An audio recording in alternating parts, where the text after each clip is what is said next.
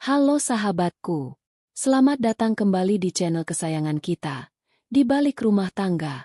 Hari ini kita punya kisah yang pastinya bakal menguras emosi, bikin gregetan, tapi dijamin bikin kalian tepuk tangan puas di akhir ceritanya. Siapa nih yang penasaran melihat bagaimana seorang istri yang tenang dan cerdas memberikan pelajaran telak untuk keluarga suaminya yang serakah? Tapi sebelum kita masuk ke ceritanya, yuk beri dukungan kalian dengan tekan tombol like dan subscribe biar kalian tidak ketinggalan kisah-kisah seru dan penuh makna lainnya dari kami. Aku juga ingin menyapa kalian semua yang sedang menonton. Yuk, ramaikan kolom komentar di bawah dengan menuliskan nama, asal kota, dan ketik hadir. Biar kita makin akrab dan aku tahu penonton setia channel ini berasal dari mana saja. Sudah absen dan subscribe semuanya? Kalau sudah, siapkan posisi duduk paling nyaman, dan mari kita saksikan langsung ceritanya.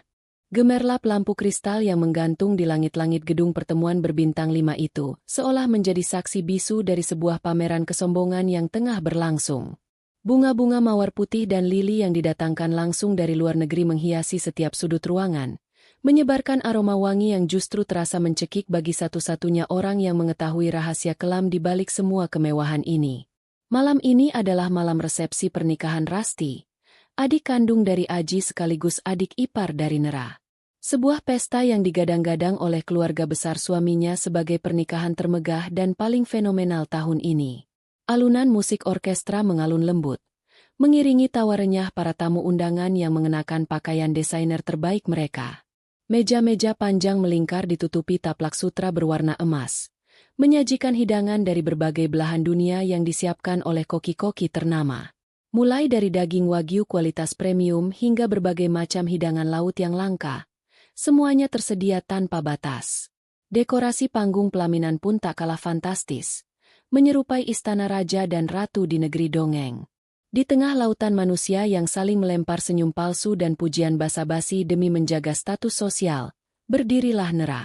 Wanita berparas anggun dengan balutan gaun malam berwarna navy yang sederhana namun memancarkan aura kelas atas itu hanya diam di sudut ruangan. Tangannya dengan tenang memegang sebuah gelas kristal berisi air putih. Matanya yang tajam mengamati setiap pergerakan di seberang ruangan. Di sana, suaminya, Aji, tengah berdiri dengan dada dibusungkan. Pria yang telah menikahinya selama beberapa tahun itu tampak begitu menikmati sorotan dan kekaguman dari kerabat yang hadir. Aji mengenakan setelan jas desainer ternama yang harganya setara dengan gaji belasan karyawan biasa selama sebulan. Aji tertawa lepas saat beberapa rekan bisnis palsu yang sengaja diundangnya memberikan pujian setinggi langit. Ia tampak begitu menikmati peran barunya sebagai direktur muda yang sukses membiayai pernikahan adiknya seorang diri. Tidak jauh dari Aji, Bu Dewi, ibu mertua Nera, sibuk memamerkan perhiasan emas dan berlian yang melingkar di leher serta jari-jarinya kepada teman-teman arisannya. Tawa Bu Dewi terdengar paling keras, memecah keanggunan alunan musik di dalam gedung mewah tersebut. Ia sengaja berbicara dengan suara lantang agar kemegahannya diakui. "Oh, tentu saja pernikahan anak bungsuku harus yang paling meriah," seru Bu Dewi dengan nada suara yang memekakkan telinga. "Aji, putra kebanggaanku, yang mengurus semuanya. Dia itu direktur yang sangat sukses. Uangnya sudah tidak berseri lagi. Untuk adik satu-satunya, Rasti, Aji rela mengeluarkan dana miliaran rupiah. Tidak seperti orang lain yang cuma bisa menumpang nama dan hidup enak dari keringat anakku." Sindiran tajam dari mulut Bu Dewi itu jelas diarahkan kepada Nera. Beberapa teman arisan Bu Dewi mulai berbisik-bisik sambil melirik ke arah Nera yang menyendiri. Mereka menatap Nera dengan tatapan meremehkan dan penuh rasa kasihan. Di mata keluarga besar Aji, Nera hanyalah seorang wanita biasa yang beruntung bisa dinikahi oleh pria hebat seperti Aji. Mereka mengira Nera hanyalah parasit yang menikmati kekayaan suaminya tanpa harus bekerja keras. Nera menangkap tatapan-tatapan sinis dan cemoohan halus itu, namun ia sama sekali tidak menundukkan wajahnya sedikitpun. Sudut bibirnya malah melengkung, membentuk sebuah senyuman tipis yang sangat sulit diartikan oleh siapapun yang melihatnya. Andai saja orang-orang yang sibuk mencibir itu tahu kebenarannya. Andai saja mulut-mulut sombong itu menyadari betapa memalukannya situasi ini. Nera menarik napas perlahan, mencoba menekan rasa muak yang mulai bergolak hebat di dadanya. Pesta miliaran rupiah ini, gedung mewah ini, gaun pengantin Rasti yang bertabur kristal, hingga jas mahal yang melekat di tubuh suaminya, semuanya adalah hasil rampokan. Ya, Aji telah mencuri uang dari perusahaan yang sebenarnya adalah milik Nera. Perusahaan raksasa peninggalan keluarga Nera yang selama ini ia percayakan pengelolaannya kepada Aji, karena Nera ingin fokus menjadi istri yang berbakti di rumah. Nera sengaja menutupi identitas aslinya sebagai pemilik sah dari semua aset dan perusahaan itu demi menjaga harga diri suaminya di mata Bu Dewi dan kerabat lainnya. Sebuah pengorbanan yang kini terasa sangat bodoh dan berujung pada pengkhianatan yang menyakitkan. Namun, apa balasan yang ia dapatkan? Air susu dibalas dengan air tuba. Nera sudah mengetahui rahasia kotor ini sejak beberapa minggu lalu, ketika ia secara kebetulan menemukan ketidaksesuaian laporan keuangan. Ada aliran dana luar biasa besar yang tidak wajar dari rekening utama perusahaan. Ratusan juta hingga miliaran rupiah mengalir keluar dengan alasan biaya operasional proyek bodong, yang ternyata tanda tangannya telah dipalsukan secara rapi oleh Aji. Ketika undangan pernikahan Rasti disebar dengan detail kemewahan yang tidak masuk akal untuk ukuran finansial Aji yang Nera ketahui secara pribadi, Nera mulai menyatukan kepingan-kepingan teka-teki itu. Suaminya yang bermuka dua itu telah menggelapkan uang perusahaannya sendiri semata-mata untuk membiayai pesta pora keluarganya demi memuaskan gengsi Bu Dewi. Kemewahan yang diinjak oleh keluarga suaminya malam ini, semuanya dibayar menggunakan uang Nera. Perhatian seluruh tamu tiba-tiba teralihkan ketika pembawa acara mengumumkan bahwa kedua mempelai akan memberikan sambutan istimewa. Rasti, dengan senyum kemenangan yang tak lepas dari wajahnya, melangkah ke tengah panggung menggandeng lengan Danu, suaminya. Danu adalah seorang pria dengan senyum manis namun memiliki sorot mata oportunis yang sejak awal perkenalan tidak pernah disukai oleh Nera. Di dekat panggung, Danu yang baru saja resmi menjadi menantu menepuk bahu Aji dengan lagak sok akrab dan menjilat. Danu tahu betul bahwa Aji adalah tambang emas yang bisa ia manfaatkan untuk hidup enak. Rasti mengambil mikrofon, pandangannya menyapu seluruh ruangan sebelum akhirnya berhenti pada Aji dan Bu Dewi yang berdiri dengan penuh kebanggaan di barisan paling depan, persis di bawah panggung. Malam ini adalah malam paling bahagia dalam hidupku, ucap Rasti dengan nada manja yang sengaja dibuat-buat agar terdengar manis. Aku ingin mengucapkan terima kasih yang sebesar-besarnya kepada ibuku tercinta, Bu Dewi, yang selalu mendoakanku. Dan tentu saja, rasa syukur ini untuk pahlawanku, kakakku satu-satunya, Mas Aji. Tanpa Mas Aji, pernikahan impian yang luar biasa megah ini tidak akan pernah terwujud. Mas Aji adalah tulang punggung keluarga kita yang paling hebat, pria paling sukses yang pernah aku kenal. Tepuk tangan riuh bergema memantul di dinding-dinding gedung. Aji tersenyum semakin lebar, melambaikan tangan dengan gaya seolah ia adalah seorang dermawan besar yang baru saja menyelamatkan dunia. Bu Dewi mengusap air mata palsunya dengan sapu tangan sutra mahal, lalu memeluk dada Aji dengan erat. Ibu sangat bangga padamu, nak, bisik Bu Dewi, yang sayangnya masih bisa terdengar oleh beberapa orang di dekatnya karena suaranya terbawa oleh mikrofon Rasti yang berdekatan. Kamu benar-benar mengangkat derajat keluarga kita dari cemoohan orang-orang. Rasti kembali mengangkat mikrofonnya, meminta perhatian para tamu untuk kembali tenang sejenak karena kejutan utamanya belum selesai. Wajah Rasti berseri-seri penuh antisipasi dan kesombongan. Dan di malam yang sangat istimewa ini, di hadapan kalian semua, aku dan Mas Danu ingin membagikan sebuah kabar gembira lagi. Lanjut Rasti dengan suara lantang yang sengaja dipenuhi rasa bangga. Setelah pernikahan ini, kami berdua tidak akan tinggal di rumah lama yang sempit. Mas Aji yang sangat baik hati telah berjanji untuk membantu kami mengurus pembelian sebuah rumah mewah di kawasan elit Green Lake Estate. Rumah itu akan menjadi tempat tinggal baru kami, lambang kesuksesan keluarga besar kita. Seketika, ruangan kembali bergemuruh oleh sorakan kagum, siulan, dan tepuk tangan meriah. Kawasan Green Lake Estate dikenal luas sebagai perumahan eksklusif para miliarder, di mana harga satu unit rumahnya bisa mencapai puluhan miliar rupiah. Mendengar pengumuman besar itu, senyum di wajah Aji tampak langsung menegang kaku selama beberapa detik. Matanya sedikit membelalak sebelum ia buru-buru menunduk dan menutupinya dengan tawa canggung.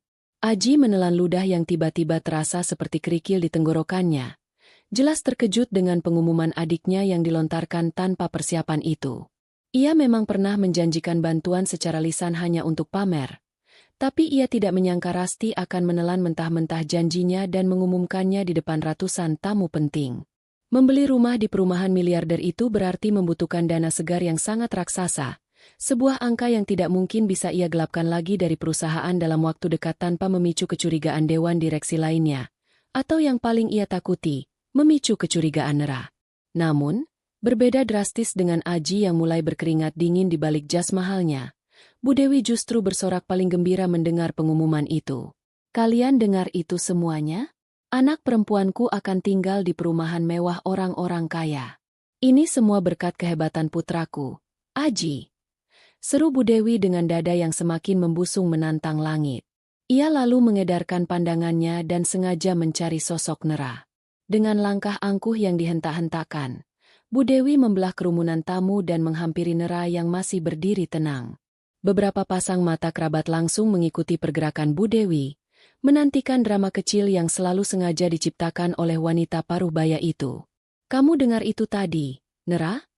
Ucap Bu Dewi dengan nada sinis yang tajam, berhenti tepat di hadapan menantunya sambil berkacak pinggang. Rasti dan Danu akan pindah ke rumah mewah elit. Aji yang akan mengurus semuanya karena uangnya tidak berseri. Makanya, kamu sebagai istri itu harus banyak-banyak bersyukur punya suami sehebat anak ibu. Jangan cuma tahu bersolek dan menghabiskan uang suamimu saja. Harusnya kamu malu pada dirimu sendiri. Kamu itu tidak punya apa-apa saat menikah dengan Aji. Tapi sekarang kamu bisa ikut mencicipi makanan enak dan menikmati pesta semewah ini. Seharusnya kamu sujud syukur pada anakku. Nera tidak mundur selangkah pun. Ia menatap lurus ke dalam mata ibu mertuanya dengan tatapan yang sedingin es dan menusuk. Tidak ada sedikit pun kemarahan yang meledak dari bibirnya. Tidak ada air mata ketakutan. Apalagi rasa malu seperti yang sangat diharapkan oleh Bu Dewi. Nera justru membalas tatapan intimidasi itu dengan menyesap perlahan air putih di gelasnya secara elegan. Ia menurunkan gelasnya dan membiarkan keheningan canggung menyelimuti mereka berdua selama beberapa detik. Sebelum akhirnya Nera tersenyum dengan sangat manis, sebuah senyuman yang menyembunyikan bisa mematikan. Tentu, Bu. Saya sangat mendengar pengumuman Rasti tadi dengan sangat jelas. Sebuah rumah mewah di kawasan elit untuk keluarga baru. Ya? Sungguh luar biasa. Ucap Nera dengan nada suara yang sangat tenang namun berwibawa. Saya yakin sekali, Mas Aji pasti sudah memikirkan dengan sangat matang dari mana sumber dana untuk mewujudkan impian adiknya yang sangat mahal itu. Nera sengaja memberikan penekanan yang kuat pada kata sumber dana. Matanya melirik tajam ke arah Aji yang kebetulan sedang mencuri pandang ke arah mereka dari kejauhan. Mendengar penekanan kata tersebut, senyum palsu Aji perlahan memudar, digantikan oleh raut wajah tegang. Aji buru-buru memalingkan wajahnya, meminum segelas anggur di tangannya dengan tergesa-gesa seolah sedang mengusir kepanikan. Bu Dewi mendengus kasar. Otaknya yang dipenuhi oleh kesombongan sama sekali tidak mampu menangkap sindiran tajam di balik kalimat tenang Nera. Tentu saja dari hasil kerja keras Aji di perusahaan. Memangnya dari mana lagi? Bukan dari keluargamu yang tidak jelas asal-usulnya itu, kan? Ketusnya dengan raut wajah meremehkan, sebelum akhirnya memutar tubuh dan berbalik pergi meninggalkan Nera sendirian untuk kembali bergabung dengan teman-teman arisannya yang memujanya. Nera memandangi punggung ibu mertuanya yang berlenggak-lenggok menjauh.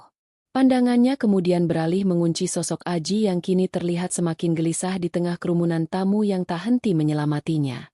Suaminya yang serakah itu pasti saat ini sedang memeras otak dengan keras, mencari cara licik untuk mendapatkan uang dalam jumlah miliaran rupiah demi menutupi gengsi keluarganya yang sudah terlanjur melambung tinggi ke angkasa.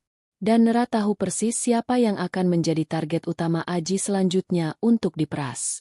Nera sangat mengenal karakter suaminya. Aji tidak akan pernah mau kehilangan muka di depan keluarganya. Aji pasti akan mencoba merayunya, memanipulasinya, atau merencanakan pencurian yang lebih besar dari aset pribadi Nera untuk membeli rumah impian Rasti tersebut.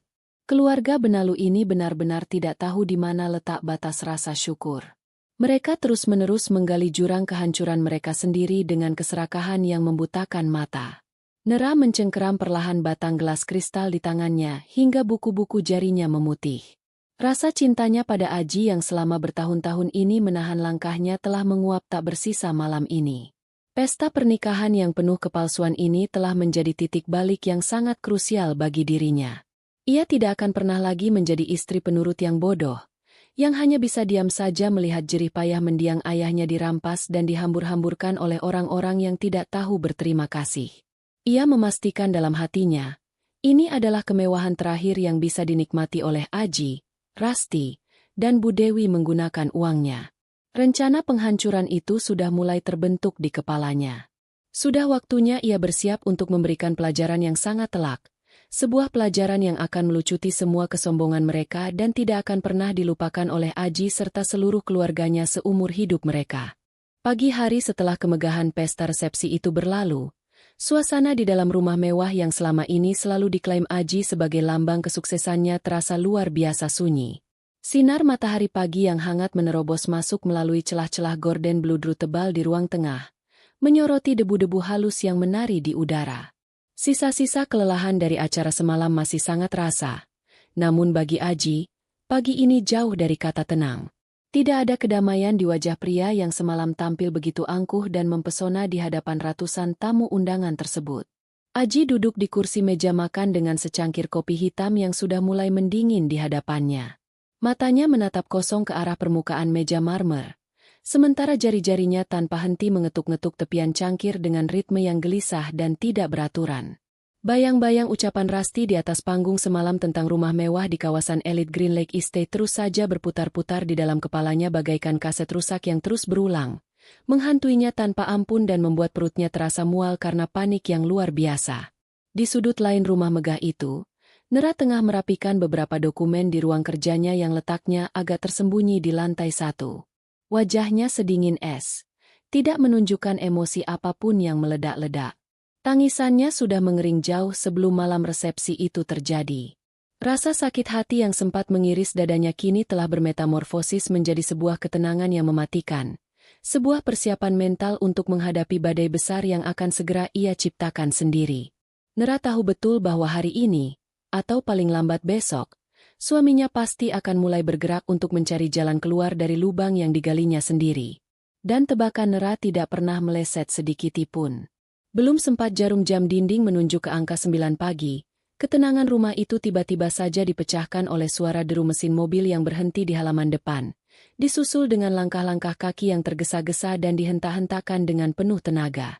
Pintu utama terbuka lebar tanpa ketukan, dan muncullah sosok Bu Dewi dengan wajah yang masih memancarkan sisa-sisa kesombongan dari pesta semalam. Wanita parubaya itu mengenakan gaun sutra bermotif bunga yang mencolok. Lehernya masih dihiasi oleh kalung emas tebal yang tidak pernah ia lepas sejak semalam karena terlalu bangga untuk menyimpannya kembali ke dalam kotak perhiasan.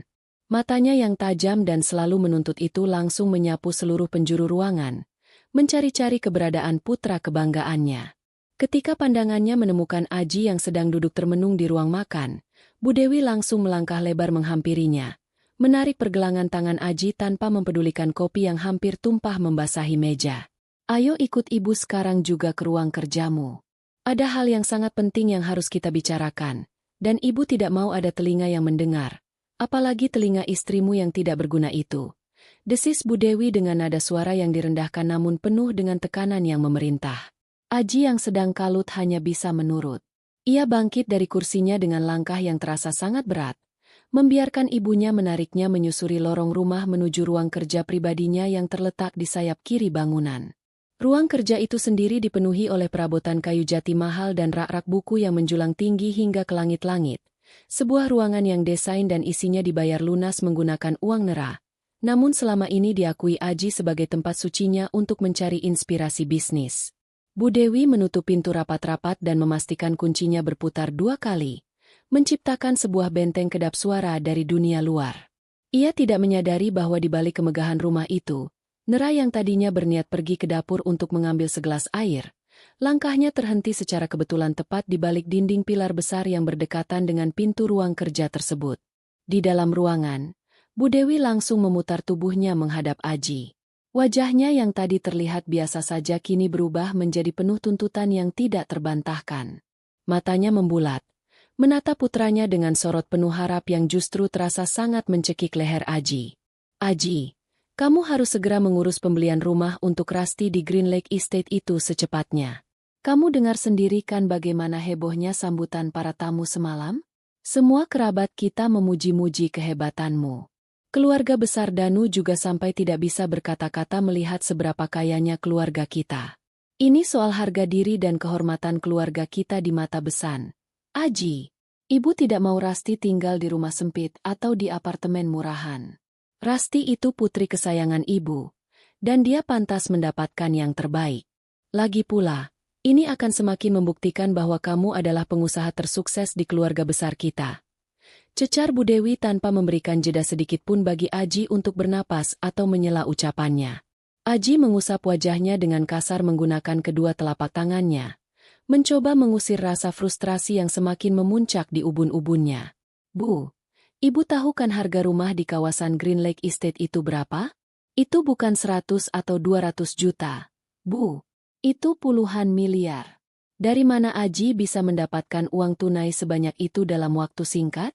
Uang dari perusahaan sudah banyak yang Aji tarik diam-diam untuk biaya pernikahan semewah semalam. Aji tidak bisa sembarangan menarik dana miliaran lagi sekarang. Dewan direksi dan bagian keuangan pasti akan mulai curiga dan melakukan audit kalau Aji memaksakannya. Mendengar bantahan putranya, wajah Bu Dewi seketika mengeras. Ia melangkah maju, memangkas jarak di antara mereka dan menatap Aji dengan tatapan yang tajam dan penuh kekecewaan yang sengaja dibuat-buat untuk memanipulasi perasaan anaknya. Kamu ini bicara apa, Aji? Kamu itu direktur, pemilik perusahaan. Masa uang puluhan miliar saja kamu tidak punya? Kamu mau membuat ibu malu di depan keluarga Danu? Kamu mau melihat adikmu ditertawakan oleh teman-temannya karena ternyata omongan semalam cuma bualan kosong belaka? Danu itu memang kelihatannya saja punya pekerjaan bagus. Tapi gajinya tidak akan cukup untuk membiayai gaya hidup Rasti. Adikmu itu terbiasa hidup enak bersamamu. Aji, hanya kamu satu-satunya harapan ibu dan Rasti. Kamu harus putar otak bagaimanapun caranya. Lakukan apa saja yang perlu kamu lakukan. Yang penting kunci rumah mewah itu sudah harus ada di tangan Rasti sebelum bulan madu mereka selesai. Desak Bu Dewi dengan nada yang semakin tinggi dan penuh penekanan di setiap suku katanya. Di balik dinding pilar yang dingin, tubuh Nera berdiri mematung. Jantungnya berdegup dengan ritme yang pelan namun sangat kuat. Ia menahan napasnya, menajamkan pendengarannya untuk menangkap setiap kata demi kata yang meluncur dari balik pintu kayu jati yang kokoh tersebut. Tidak ada rasa kaget di wajah Nera. Yang ada hanyalah sebersih rasa jijik yang semakin mendalam melihat betapa rakusnya keluarga suaminya itu. Mereka berbicara tentang uang puluhan miliar seolah-olah sedang membicarakan harga sayuran di pasar tradisional.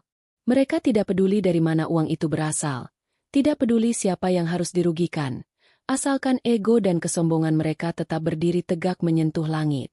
Di dalam ruang kerja, Aji tampak berjalan mondar-mandir seperti seekor singa yang terkurung di dalam kandang sempit. Keringat dingin mulai bermunculan di dahinya sebesar biji jagung. Otaknya bekerja dengan sangat keras, mencoba mencari celah demi celah untuk mendapatkan dana segar yang diminta ibunya. Tiba-tiba, langkah Aji terhenti.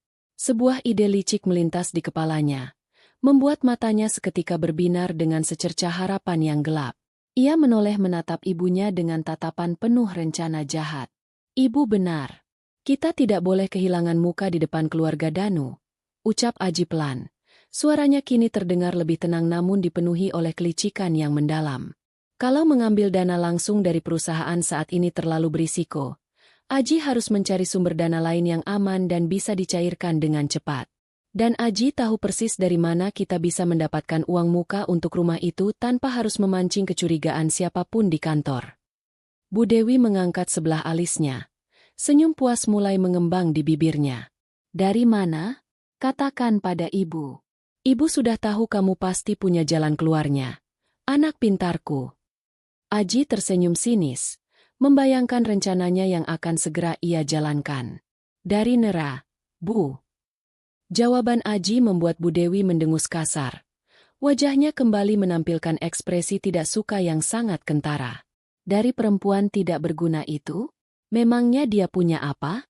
Sejak menikah denganmu, dia kan cuma jadi nyonya rumah yang kerjanya ongkang-ongkang kaki menikmati uangmu. Justru itu, Bu, sahut Aji dengan nada merendahkan. Ibu lupa kalau Nera masih punya beberapa aset berharga yang belum pernah ia sentuh sama sekali? Mobil sport keluaran Eropa yang jarang ia pakai itu nilainya masih sangat tinggi, miliaran rupiah. Belum lagi beberapa sertifikat tanah peninggalan orang tuanya yang entah di mana ia simpan. Aji bisa membujuknya perlahan-lahan. Aji akan bilang padanya kalau perusahaan sedang membutuhkan suntikan dana cepat untuk proyek besar yang sangat menguntungkan. Nera itu bodoh dan sangat penurut pada Aji, Bu. Kalau Aji merayunya dengan kata-kata manis dan sedikit perhatian, Aji yakin dia pasti mau menjual mobilnya atau mencairkan dana simpanannya untuk membantu suaminya. Setelah uangnya masuk rekening Aji, kita langsung pakai untuk membayar uang muka rumah Rasti. Sisanya, kita pikirkan belakangan. Tawa Bu Dewi meledak, memecah ketegangan di dalam ruangan itu. Ia menepuk-nepuk pundak Aji dengan rasa bangga yang luar biasa, seolah-olah putranya baru saja memenangkan sebuah penghargaan bergengsi atas kelicikannya. Itu baru anak ibu yang cerdas. Rencana yang sangat brilian. Aji, buat apa perempuan itu punya mobil mewah dan tanah kalau tidak dimanfaatkan untuk kepentingan suaminya sendiri? Sudah sepantasnya dia berkorban untuk keluarga kita. Toh selama ini dia juga sudah makan dan hidup mewah dari keringatmu. Segera jalankan rencanamu. Jangan ditunda-tunda lagi. Bersikaplah manis padanya untuk sementara waktu. Ibu tidak mau tahu. Pokoknya rumah Rasti harus segera terwujud. Perintah Bu Dewi dengan nada kemenangan yang mutlak. Di luar pintu, tangan Nera yang sedari tadi bersandar di dinding perlahan-lahan terkepal dengan sangat kuat hingga kuku-kukunya memutih menancap ke telapak tangannya sendiri. Matanya yang indah kini menyorotkan tatapan tajam yang siap membunuh. Udara di sekitarnya seakan ikut membeku merasakan aura dingin yang memancar dari tubuhnya. Setiap kata yang diucapkan oleh Aji dan ibu mertuanya baru saja mengubur dalam-dalam sisa-sisa empati yang mungkin masih tertinggal di sudut hatinya yang paling kecil. Suaminya yang bermuka dua itu bukan hanya seorang pencuri, tetapi juga seorang manipulator ulung yang berencana untuk menguras habis setiap tetes darah dan keringat dari aset pribadi miliknya. Nera menarik napas panjang, menelan ludahnya yang terasa pahit, lalu menghembuskan napas secara perlahan untuk menstabilkan detak jantungnya. Tidak ada air mata yang jatuh, tidak ada isakan tangis keputusasaan. Yang ada hanyalah sebuah senyuman miring yang mengerikan terlukis di bibir merahnya. Nera perlahan-lahan membalikkan badannya, melangkah menjauh dari ruang kerja itu dengan langkah kaki yang nyaris tak bersuara. Pikirannya kini sudah 100% jernih dan fokus. Jika suaminya dan ibu mertuanya ingin bermain api dan merencanakan drama yang penuh kelicikan, maka Nera akan memastikan bahwa merekalah yang akan terbakar habis oleh api keserakahan mereka sendiri. Permainan baru saja dimulai, dan Nera akan memegang kendali penuh atas papan caturnya. Ia akan membiarkan mereka merasa menang untuk sesaat, membiarkan mereka terbang tinggi menembus awan kesombongan, sebelum akhirnya ia sendiri yang akan mematahkan sayap mereka dan menjatuhkan mereka ke dasar jurang yang paling dalam. Matahari siang bersinar terik menyengat aspal jalanan ibu kota, namun hawa panas itu sama sekali tidak mampu menembus dinginnya hati Nera yang kini telah membeku. Setelah memastikan Aji berangkat ke kantor dengan gaya angkuh seperti biasanya, Nera segera bersiap untuk meninggalkan sangkar emas yang dipenuhi oleh kepalsuan tersebut.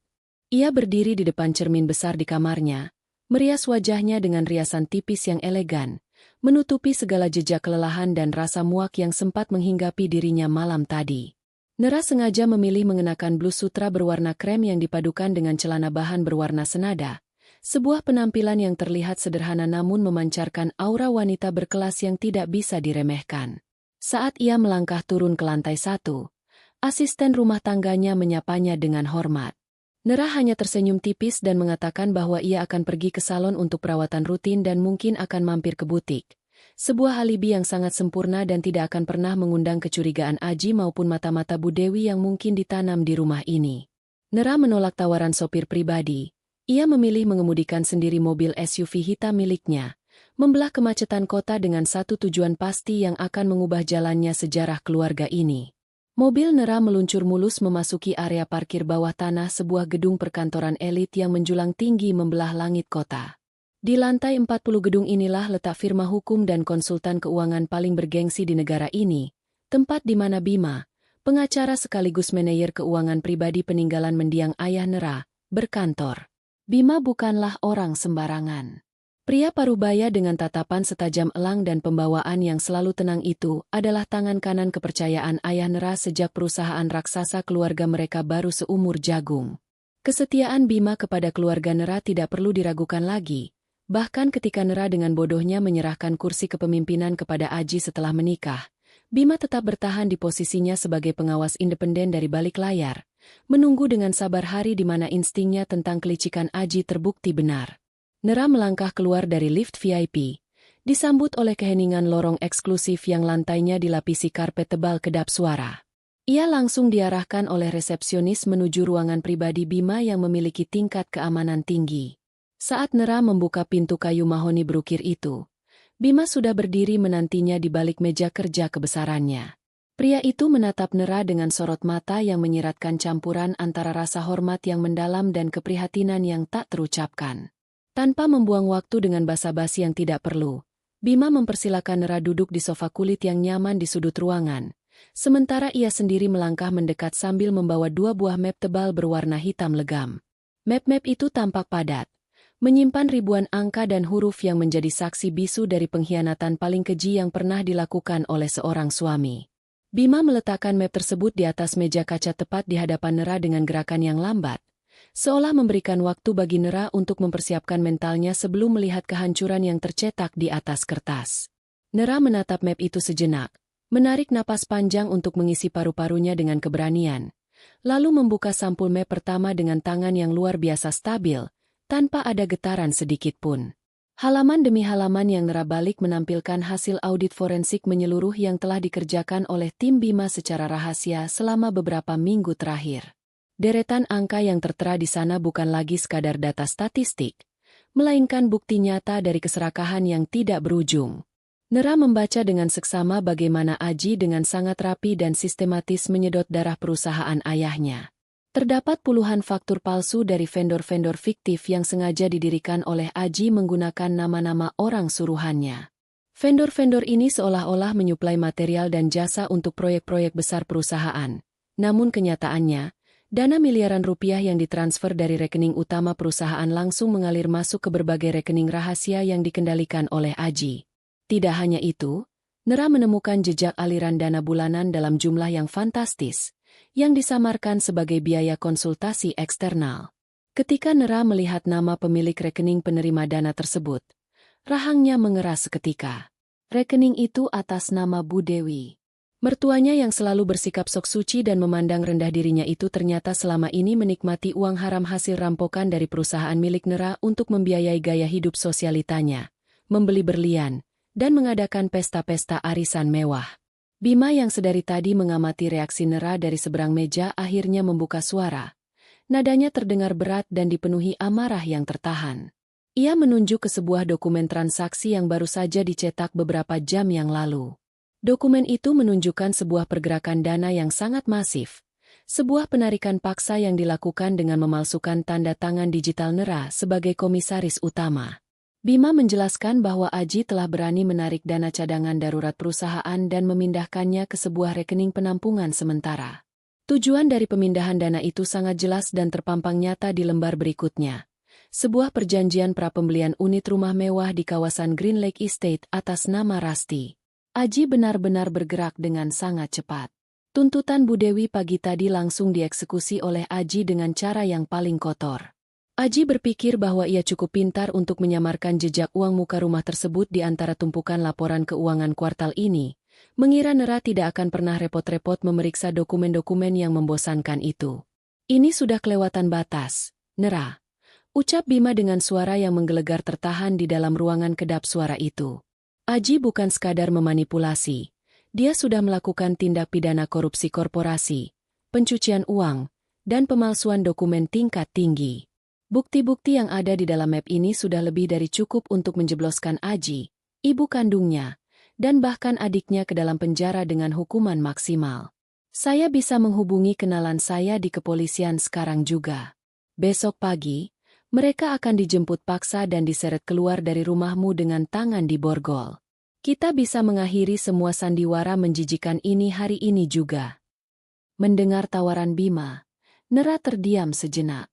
Ia menutup map hitam itu secara perlahan. Ujung jari telunjuknya mengetuk-ngetuk pelan permukaan sampulnya yang keras. Bayangan Aji diseret polisi memang terdengar sangat menggiurkan dan akan memberikan kepuasan instan. Namun, pikiran Nera yang kini telah bertransformasi menjadi seorang ahli strategi yang dingin menolak ide tersebut. Mengirim Aji ke penjara sekarang hanya akan membuat Bu Dewi dan Rasti berperan sebagai korban di mata publik. Mereka akan menangis meminta belas kasihan, memutarbalikan fakta, dan menuduh Nera sebagai istri kejam yang tega memenjarakan suaminya sendiri demi harta. Tidak, hukuman penjara terlalu sederhana untuk manusia-manusia parasit yang telah menginjak-injak harga dirinya dan mencuri warisan ayahnya. Nera menginginkan sesuatu yang jauh lebih menyakitkan dari sekadar jeruji besi. Ia menginginkan kehancuran total atas kesombongan mereka. Ia ingin meruntuhkan dunia mereka tepat pada saat mereka merasa sedang berada di puncak kejayaan. Nera mengangkat wajahnya, menatap lurus ke arah Bima dengan tatapan yang begitu tajam dan mengerikan hingga membuat pengacara senior itu tanpa sadar menahan napasnya. Jangan hubungi polisi dulu, Paman Bima. Menjebloskan mereka ke penjara sekarang itu terlalu mudah. Mereka mengira aku bodoh. Mereka mengira aku lemah dan bisa dimanipulasi sesuka hati. Aku ingin mereka membayar setiap air mata dan keringat ayahku yang telah mereka curi. Biarkan proses pembelian rumah Rasti di Green Lake Estate itu berlanjut. Bima terperanjat. Alisnya bertaut bingung mendengar instruksi yang sama sekali tidak masuk akal dari kliennya itu. Apa maksudmu, Nera? Membiarkan prosesnya berlanjut? Itu sama saja membiarkan mereka merampokmu puluhan miliar secara terang-terangan. Dana itu akan lenyap masuk rekening pihak pengembang properti. Sebuah senyuman miring yang syarat akan kelicikan terukir di wajah cantik Nera. Ia menyandarkan punggungnya ke sofa, bersiap untuk menjelaskan cetak biru dari kehancuran keluarga suaminya. Biarkan uang muka itu masuk rekening pengembang, Paman Bima. Biarkan Aji merasa rencananya berhasil. Biarkan Bu Dewi dan Rasti merayakan kemenangan mereka, memamerkan rumah itu ke semua orang, membagikan undangan syukuran, dan membiarkan ego mereka melambung setinggi mungkin menembus awan. Namun, pastikan Paman mencegat dokumen legalitas finalnya. Saat mereka sedang bersiap untuk pindah dan menikmati hasil rampokan itu, aku ingin Paman secara hukum menarik kembali dana tersebut atas dasar tindak pidana penggelapan dan pencucian uang, membatalkan transaksi itu sepihak, dan membuat pengembang memproses mereka secara hukum atas penipuan. Bayangkan betapa hancurnya wajah Rasti dan mertuaku ketika mereka diusir dengan hina dari rumah impian mereka di depan mata keluarga besar menantunya. Mendengar rencana tersebut, mata Bima perlahan melebar. Kekaguman mulai menggantikan kebingungannya. Ia melihat sosok mendiang ayah Nera yang terkenal sebagai pebisnis bertangan besi yang tak kenal ampun kembali hidup di dalam diri wanita di hadapannya ini. Nera tidak berhenti sampai di situ. Ia memberikan instruksi beruntun dengan nada suara yang sangat tenang dan terukur. Layaknya seorang jenderal perang yang sedang memposisikan bidak-bidak caturnya untuk langkah skakmat yang mematikan.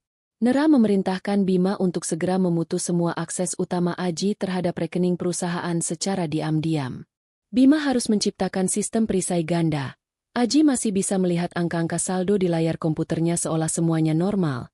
Namun setiap kali Aji mencoba memindahkan dana, sistem akan memblokirnya dengan alasan pemeliharaan server atau penundaan verifikasi bank. Dengan begitu, Aji tidak akan bisa mencuri sepeser pun lagi dari perusahaan mulai detik ini. Selanjutnya, Nera meminta Bima untuk mengurus sertifikat rumah mewah yang saat ini mereka tempati. Meskipun rumah itu atas nama Nera, Aji menyimpan dokumen fisiknya di dalam brankas kerjanya. Nera menginstruksikan Bima untuk melaporkan pemblokiran sertifikat tersebut ke Badan Pertanahan Nasional, memastikan bahwa Aji tidak bisa secara diam-diam menjaminkan rumah itu ke bank untuk menutupi kebohongannya nanti.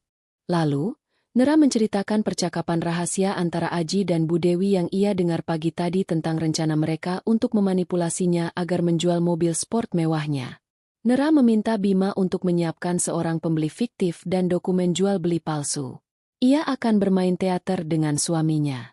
Ia akan berpura-pura menjadi istri yang naif, Rela berkorban menjual mobilnya demi menyelamatkan proyek perusahaan Aji yang fiktif. Aji akan berpikir ia mendapatkan uang penjualan mobil tersebut. Namun Nera dan Bima akan memastikan bahwa seluruh dana transfer penjualan itu otomatis dialihkan ke rekening pribadi Nera yang tidak tersentuh dan terenkripsi tingkat tinggi di bank luar negeri. Aji akan kehabisan akal, kehabisan uang, dan terjebak dalam jaring kebohongannya sendiri tanpa jalan keluar sedikit pun. Sebagai langkah terakhir yang paling krusial, Nera meminta Bima untuk membuka laci mejanya. Bima mengangguk mengerti. Ia mengeluarkan map kedua dari lacinya dan menyodorkannya ke hadapan Nera. Ini bukan dokumen perusahaan, melainkan selembar kertas putih bersih yang di atasnya tercetak lambang pengadilan agama. Surat gugatan cerai. Dokumen itu sudah dipersiapkan Bima sejak lama, menunggu saat yang tepat di mana Nera akhirnya terbangun dari mimpi buruknya. Nera mengambil pena bermata emas dari atas meja, membuka penutupnya dengan gerakan mantap. Ia tidak ragu sedetik pun. Tidak ada tangan yang bergetar. Tidak ada air mata yang menetes. Nera membubuhkan tanda tangannya di atas materai dengan goresan tinta yang tegas, mengunci nasib pernikahannya dan nasib suaminya. Surat itu adalah senjata pamungkasnya. Ia tidak akan mengajukannya hari ini. Ia akan menyimpannya sebagai kejutan paling mematikan yang akan ia lemparkan tepat di wajah Aji dan ibu mertuanya saat seluruh keluarga berkumpul merayakan kesombongan mereka.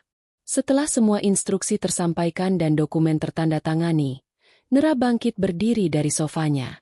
Ia merapikan pakaiannya, memastikan penampilannya kembali sempurna tanpa cacat.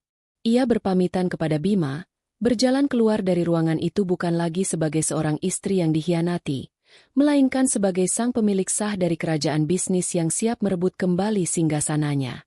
Nera mengendarai mobilnya kembali menuju rumah, bersiap untuk menyambut kepulangan Aji nanti malam. Ia akan menyambut suaminya dengan senyum termanis, pelukan terhangat, dan kepatuhan yang paling meyakinkan, membiarkan suaminya menari di atas panggung manipulasi yang kini sutradaranya telah berganti tangan kepada dirinya sendiri. Nera telah siap untuk menampilkan akting terbaik dalam hidupnya. Sebuah pertunjukan yang akan berujung pada kehancuran absolut keluarga parasit tersebut. Sore hari itu, cahaya matahari yang mulai meredup memberikan semburat warna jingga keemasan yang menembus jendela kaca besar di ruang tamu rumah mewah milik Nera. Di dalam rumah yang luas dan sunyi itu, Nera tengah sibuk menata meja makan dengan rangkaian bunga segar dan peralatan makan porselen yang elegan. Ia sengaja menyiapkan makan malam dengan menu-menu favorit Aji, sesuatu yang sudah jarang ia lakukan dalam beberapa bulan terakhir sejak hubungan mereka mulai merenggang karena kesibukan Aji yang selalu berpura-pura mengurus bisnis. Suara deru mesin mobil yang familiar terdengar memasuki halaman, disusul dengan suara pintu mobil yang dibanting dengan kasar.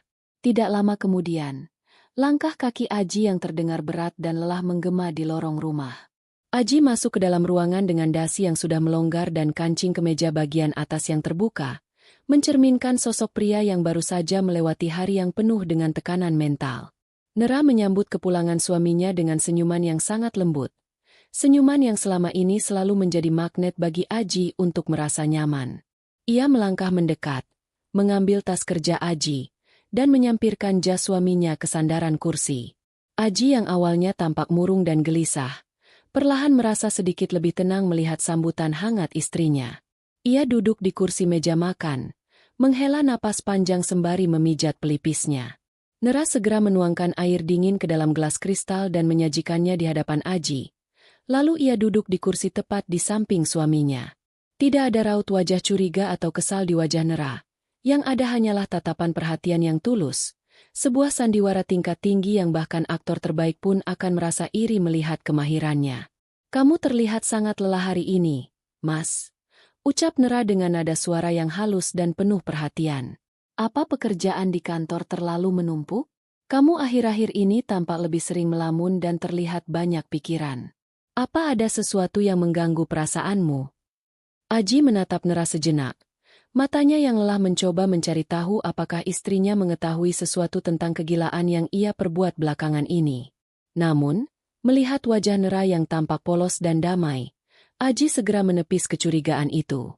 Ia menyadari bahwa Nera, menurut versinya, hanyalah seorang istri yang dunianya berputar di sekeliling rumah dan kebahagiaan suaminya.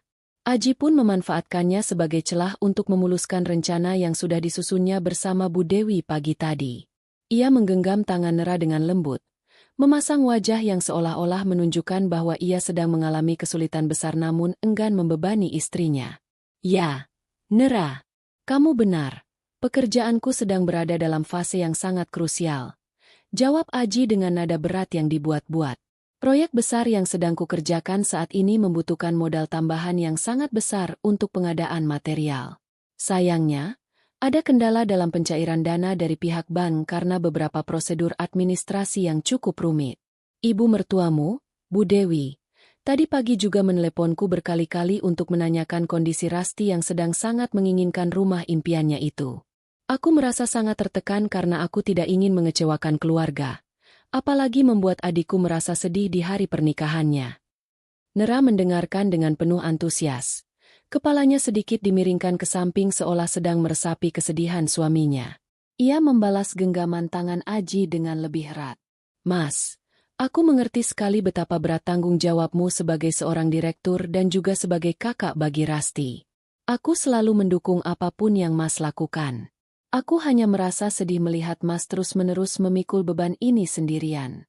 Kalau ada yang bisa kubantu, katakan saja padaku.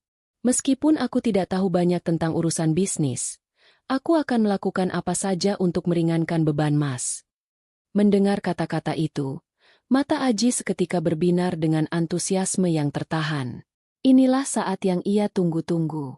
Nera sudah termakan oleh umpan manisnya. Aji segera mendekatkan duduknya.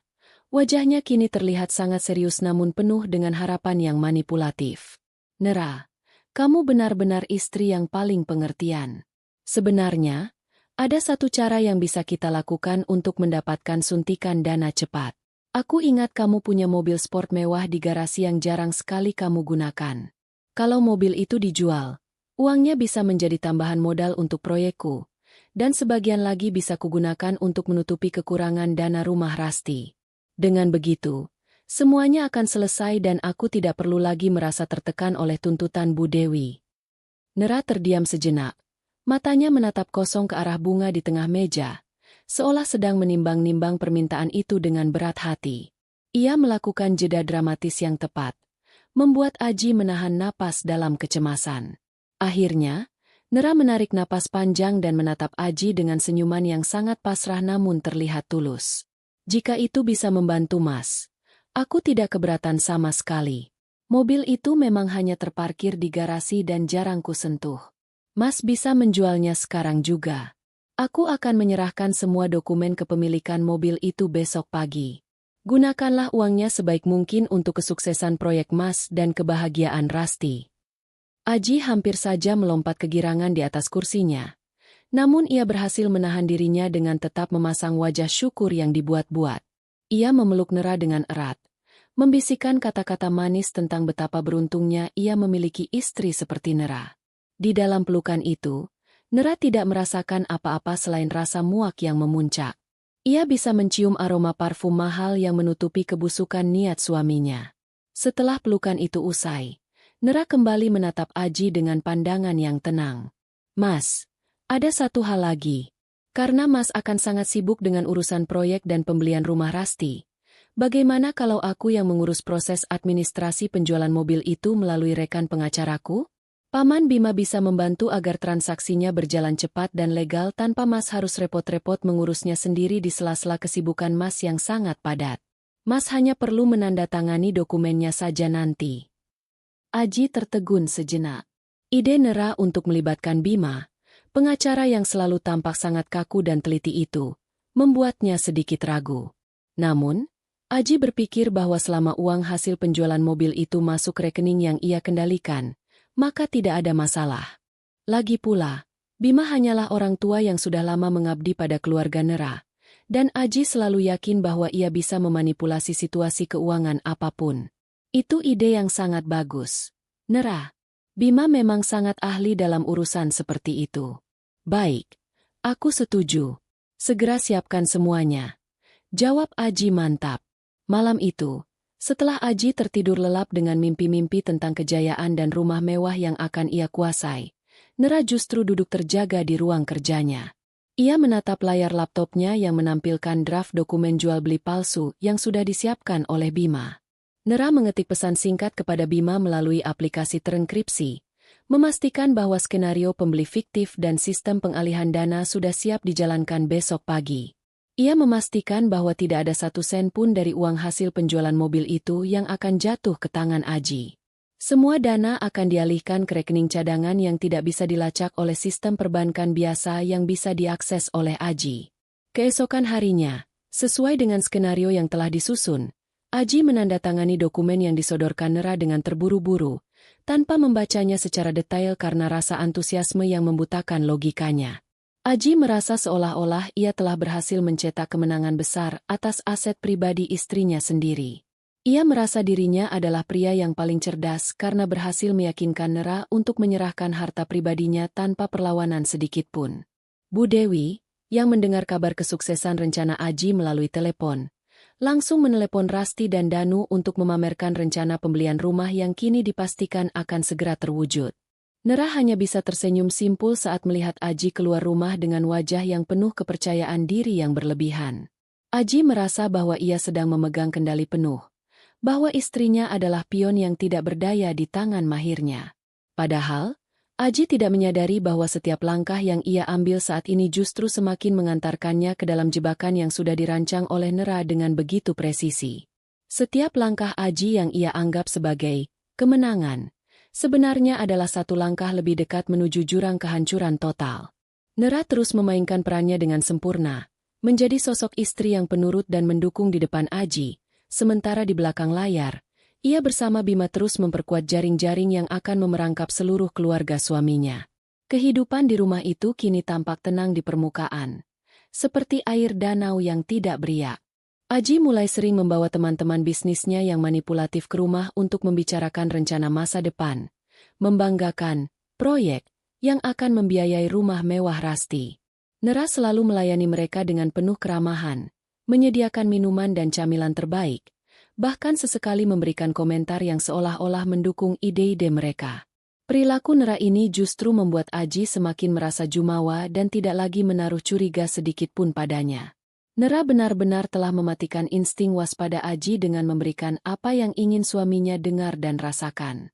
Nera sadar, sandiwara ini adalah bagian tersulit dari rencananya. Ia harus menekan rasa amarah dan rasa jijik setiap kali ia melihat Aji tersenyum puas setelah berhasil memanipulasi dirinya. Namun, Nera tahu bahwa setiap menit yang ia habiskan dalam akting ini adalah investasi untuk momen puncak yang sudah ia bayangkan. Momen di mana ia akan melepaskan semua topengnya, menatap mata Aji dan Bu Dewi, lalu membacakan surat gugatan cerai dan fakta-fakta kehancuran mereka secara langsung. Ia akan memastikan bahwa di saat terakhir nanti, tidak akan ada celah bagi mereka untuk melarikan diri dari konsekuensi perbuatan mereka. Dan untuk saat ini, Nera akan terus membiarkan Aji merayakan kemenangan palsunya, menari di atas tali yang perlahan-lahan sedang dipotong oleh Nera sendiri di bawah sana. Undangan untuk acara kumpul keluarga besar itu telah disebar oleh Bu Dewi sejak 3 hari yang lalu. Bagi keluarga Aji, ini bukan sekadar pertemuan biasa, melainkan sebuah panggung besar untuk menegaskan status sosial mereka yang baru. Bu Dewi telah memesan catering mewah, menyewa jasa dekorasi tambahan untuk mempercantik ruang tamu, dan memastikan setiap sudut rumah terlihat seperti hunian orang kaya raya yang berkelas internasional.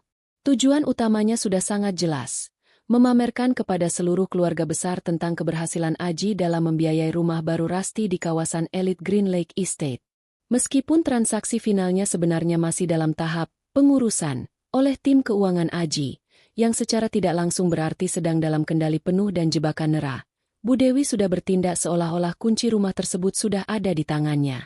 Ia bahkan sudah mencetak kartu undangan syukuran rumah baru yang akan dibagikan kepada semua tamu yang hadir malam ini. Rumah itu kini dipenuhi dengan suara tawa dan denting gelas. Kerabat-kerabat dari berbagai daerah berdatangan, membawa bingkisan dan memberikan ucapan selamat yang hangat. Di tengah kerumunan, Bu Dewi berdiri bak ratu, mengenakan pakaian sutra yang berkilauan ditimpa lampu gantung. Rasti dan Danu pun tidak kalah hebohnya.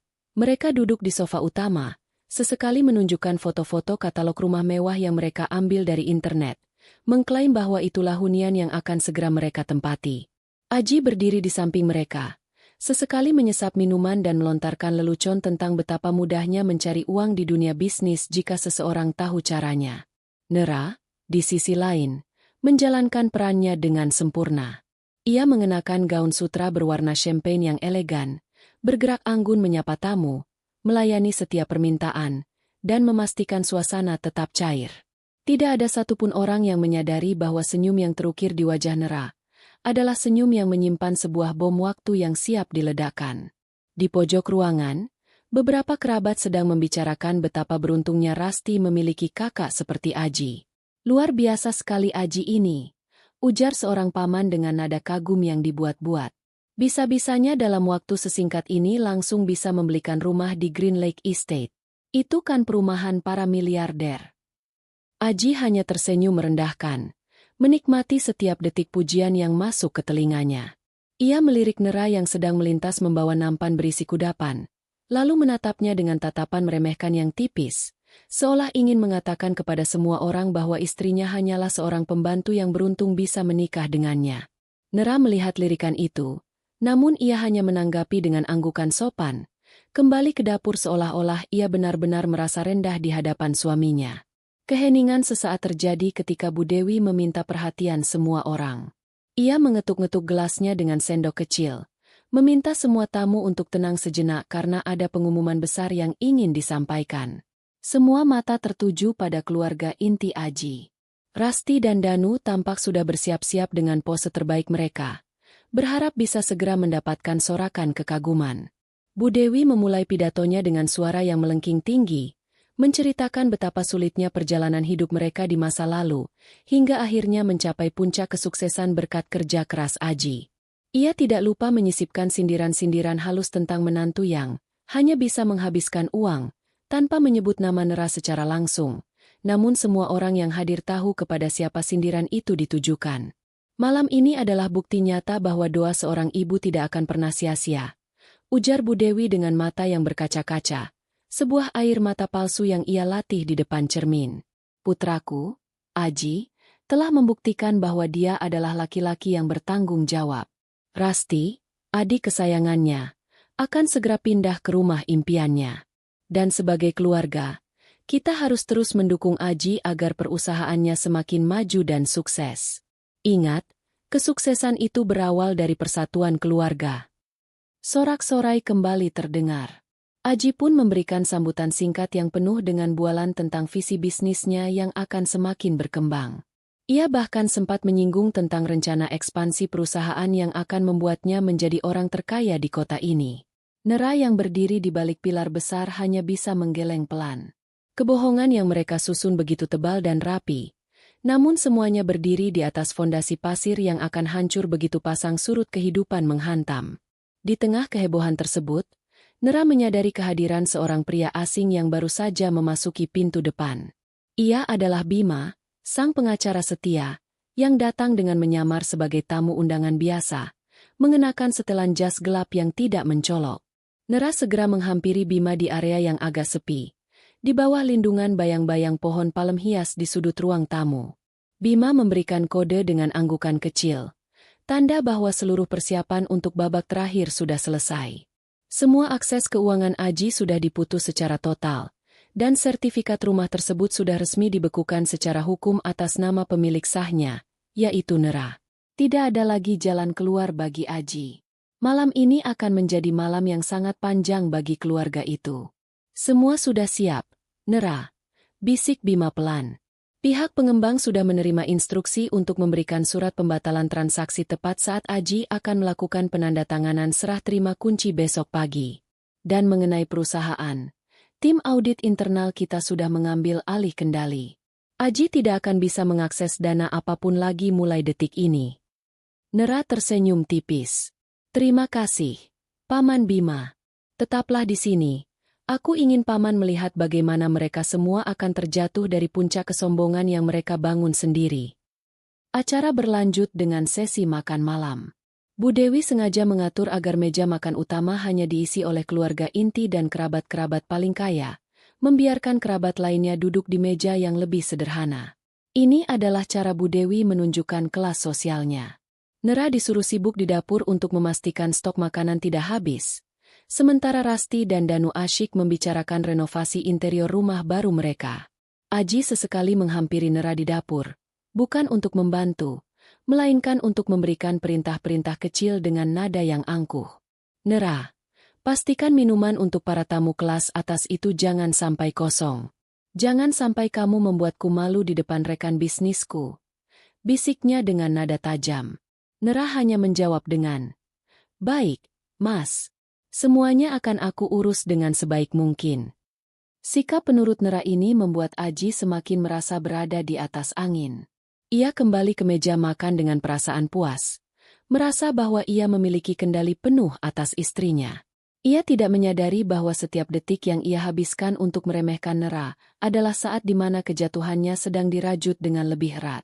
Nera kembali ke ruang tamu, membawa nampan berisi sampanye.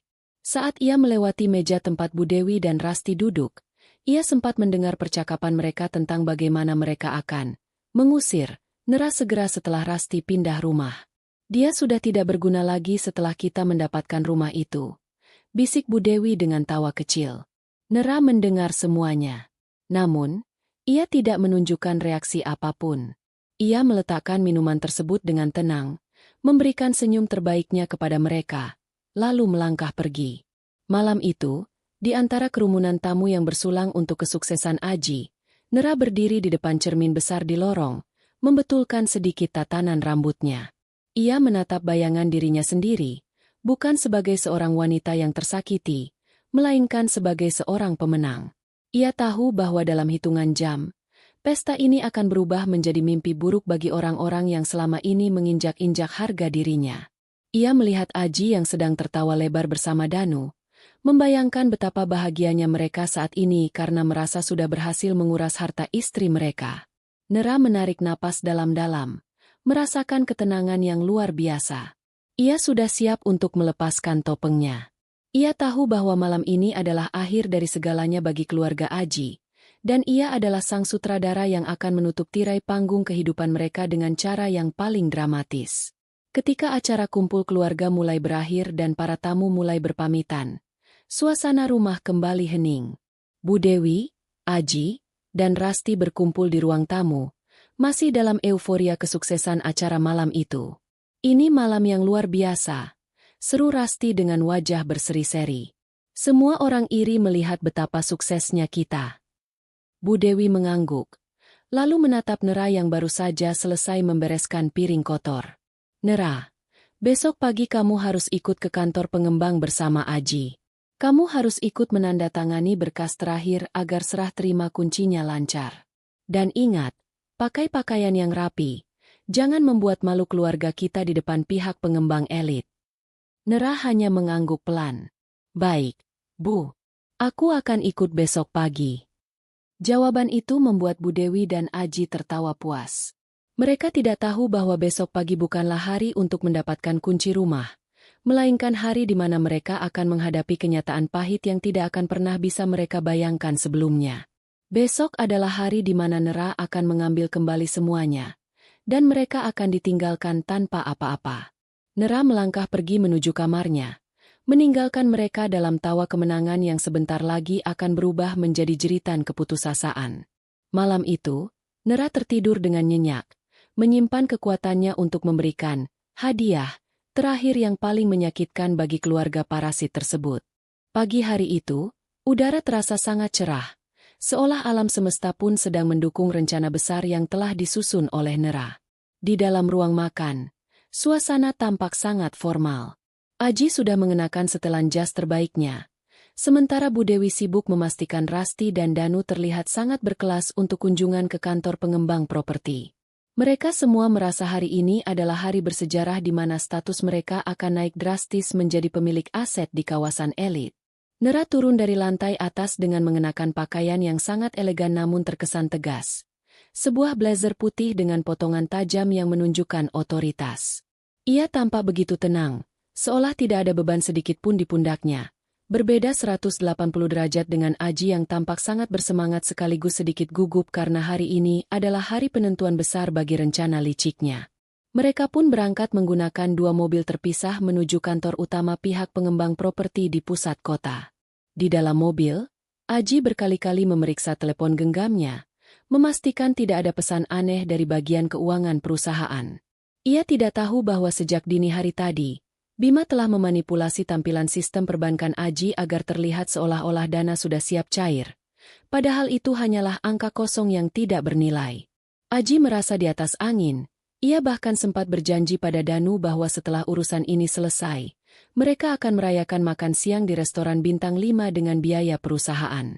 Nera, yang mengendarai mobil di depan mereka, terus memperhatikan spion tengah, melihat bagaimana Aji dan keluarganya begitu antusias menuju lubang jerat yang telah ia siapkan dengan penuh ketelitian. Sesampainya di lobi gedung kantor pengembang yang sangat megah, Aji dan keluarganya disambut dengan sangat formal. Petugas resepsionis mengarahkan mereka ke ruang pertemuan VIP di lantai atas. Ruangan itu didesain dengan sangat mewah, lengkap dengan meja konferensi marmer hitam dan pemandangan gedung-gedung tinggi ibu kota yang menakjubkan. Di dalam ruangan, sudah duduk seorang pria parubaya yang merupakan perwakilan dari tim hukum pihak pengembang, didampingi oleh seorang sekretaris yang sibuk membolak-balik dokumen. Aji, dengan penuh percaya diri, langsung menyalami pria itu dengan senyum yang dipaksakan. Bu Dewi dan Rasti duduk di kursi yang paling empuk, menyilangkan kaki dengan gaya nyonya besar, siap untuk menandatangani dokumen kepemilikan yang mereka impikan selama ini. Pria perwakilan pengembang itu hanya menatap mereka dengan tatapan datar. Ia tidak tersenyum. Nera duduk di sebelah Aji, tetap diam, memperhatikan setiap gerak-gerik mereka. "Selamat pagi," ucap perwakilan pengembang itu dengan nada yang sangat resmi. "Terima kasih sudah datang tepat waktu. Kami sudah menyiapkan semua dokumen akhir untuk transaksi properti di Green Lake Estate, atas nama Bapak Aji dan Ibu Rasti." Aji mengangguk dengan cepat. "Ya, benar sekali. Kami ingin segera menyelesaikan ini karena ada jadwal penting lainnya setelah ini." Ia tidak sabar untuk memegang kunci rumah itu dan segera memamerkannya kepada seluruh keluarga besar.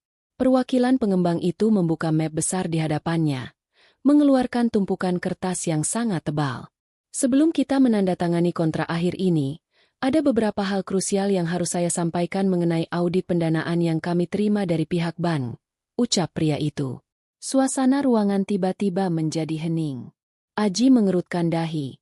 Hatinya sedikit berdebar kencang. Audit pendanaan? Bukankah semuanya sudah diproses melalui transfer bank dan sudah diverifikasi? Apakah ada masalah? Tanya Aji dengan nada yang mulai terdengar sedikit menuntut. Pria itu tidak menjawab pertanyaan Aji, melainkan ia justru menoleh ke arah Nera.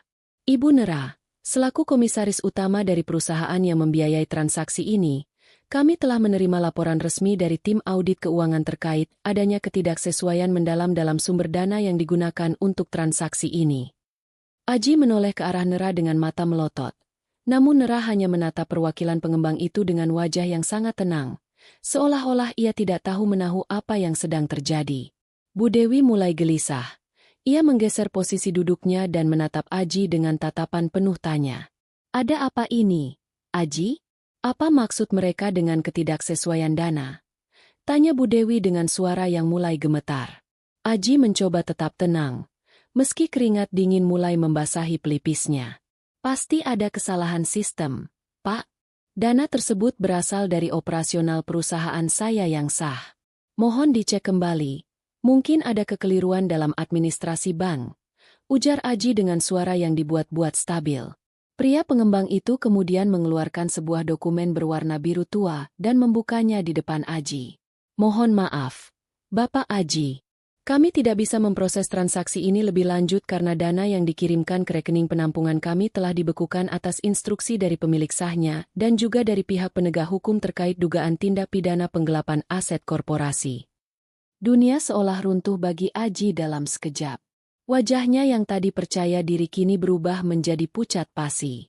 Ia mencoba berdiri, hendak membantah, namun kakinya terasa lemas. "Tidak, itu tidak mungkin. Itu adalah uang saya." "Nera, apa yang terjadi?" Kenapa mereka bicara soal penggelapan? Teriak Aji panik.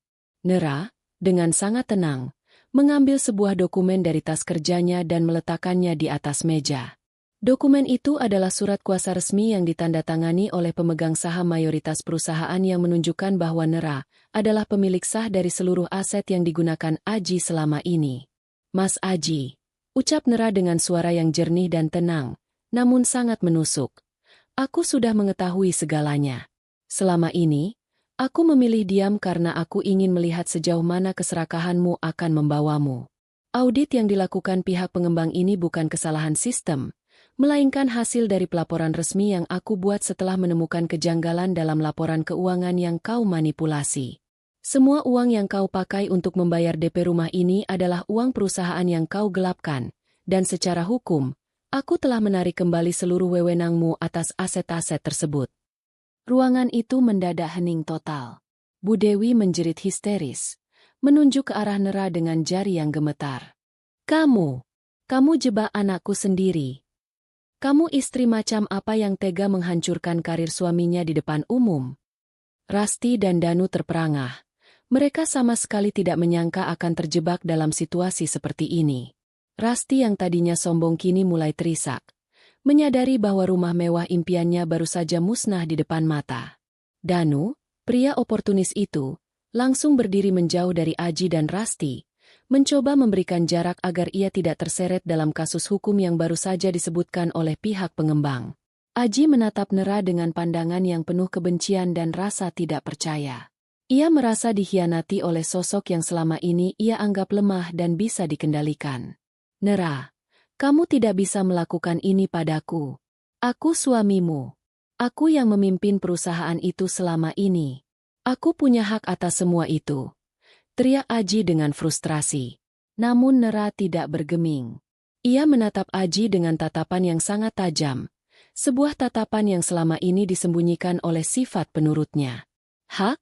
Apa yang kau sebut sebagai hak? Mas? Hak atas hasil curian? Hak atas kebohongan yang kau bangun di atas penderitaan orang lain? Perusahaan itu adalah peninggalan ayahku, dan kau hanya orang asing yang aku berikan kepercayaan untuk mengelolanya. Tapi kau malah merampoknya demi kesombongan ibumu dan gaya hidup adikmu yang tidak tahu diri. Jawab Nera dengan nada bicara yang tegas dan tak terbantahkan. Perwakilan pengembang itu kemudian memanggil petugas keamanan untuk mengawal Aji dan keluarganya keluar dari gedung, karena mereka dianggap telah melakukan upaya penipuan dalam transaksi properti. Aji dan keluarganya diusir dengan cara yang paling hina. Mereka dipaksa keluar oleh petugas keamanan di depan mata banyak orang yang ada di lobi gedung. Bu Dewi terus meracau, berteriak-teriak mengeluarkan sumpah serapah kepada Nera, sementara Rasti terus menangis tanpa henti, merasa dunia telah kiamat baginya. Aji, yang masih dalam keadaan syok, hanya bisa mengikuti langkah kaki ibunya dengan tatapan kosong, kehilangan seluruh harga diri yang ia bangun dengan susah payah. Di dalam mobilnya, Nera memperhatikan adegan tersebut dari kejauhan. Ia tidak merasa bahagia atau puas secara berlebihan, melainkan merasa sangat lega. Sebuah beban berat yang selama ini ia pikul telah terangkat, dan ia akhirnya bisa bernapas dengan lega sebagai wanita mandiri yang berhasil memenangkan kembali kehidupannya dari tangan orang-orang yang tidak bertanggung jawab. Setelah Aji dan keluarganya benar-benar pergi meninggalkan gedung, Nera kembali duduk bersama Bima yang ternyata sudah menunggu di mobilnya. Bima tersenyum penuh hormat. Semuanya berjalan sesuai dengan rencana. Nera, Aji tidak memiliki akses lagi ke rekening apapun, dan bukti-bukti tindak pidana yang ia lakukan sudah terkumpul lengkap untuk diserahkan ke pihak kepolisian dalam hitungan jam ke depan. Nera mengangguk pelan. Ia tahu bahwa babak ini adalah babak yang paling menentukan. Ia tidak akan berhenti sampai di sini. Ia akan memastikan bahwa keadilan akan ditegakkan, dan bahwa Aji akan menerima konsekuensi hukum atas setiap perbuatannya yang telah merusak kehidupan banyak orang. Saat Nera menjalankan mobilnya menjauh dari gedung itu, ia merasakan kedamaian yang belum pernah ia rasakan sebelumnya. Ia bukan lagi istri yang menunduk pasrah, bukan lagi korban yang tertindas. Ia adalah Nera, wanita yang berani memperjuangkan kebenarannya sendiri dan tidak takut untuk menghancurkan kebohongan demi masa depan yang jauh lebih cerah.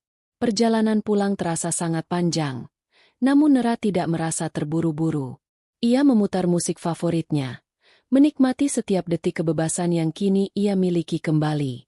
Ia sudah siap untuk menghadapi apapun yang akan terjadi di masa depan, karena ia tahu bahwa dengan kejujuran dan keberanian, tidak ada hal yang tidak bisa ia taklukkan. Keluarga Aji yang sombong itu kini tinggal menunggu waktu untuk benar-benar kehilangan semuanya. Dan Nera akan menjadi saksi dari keruntuhan mereka yang telah mereka upayakan sendiri sejak awal. Babak baru dalam hidupnya baru saja dimulai. Dan ia akan menjalaninya dengan kepala tegak. Suasana rumah yang biasanya megah dan tenang kini berubah menjadi medan perang yang mencekam. Sekembalinya dari kantor pengembang dengan tangan hampa dan kehormatan yang hancur berkeping-keping, Aji, Bu Dewi, dan Rasti tidak langsung terdiam. Mereka justru melampiaskan amarah yang meledak-ledak. Bu Dewi masuk ke dalam rumah dengan langkah terhentak, melemparkan tas mahalnya ke atas lantai marmer dengan kasar, lalu mulai berteriak memanggil nama Nera seolah-olah ia adalah seorang ratu yang baru saja mendapatkan penghinaan besar.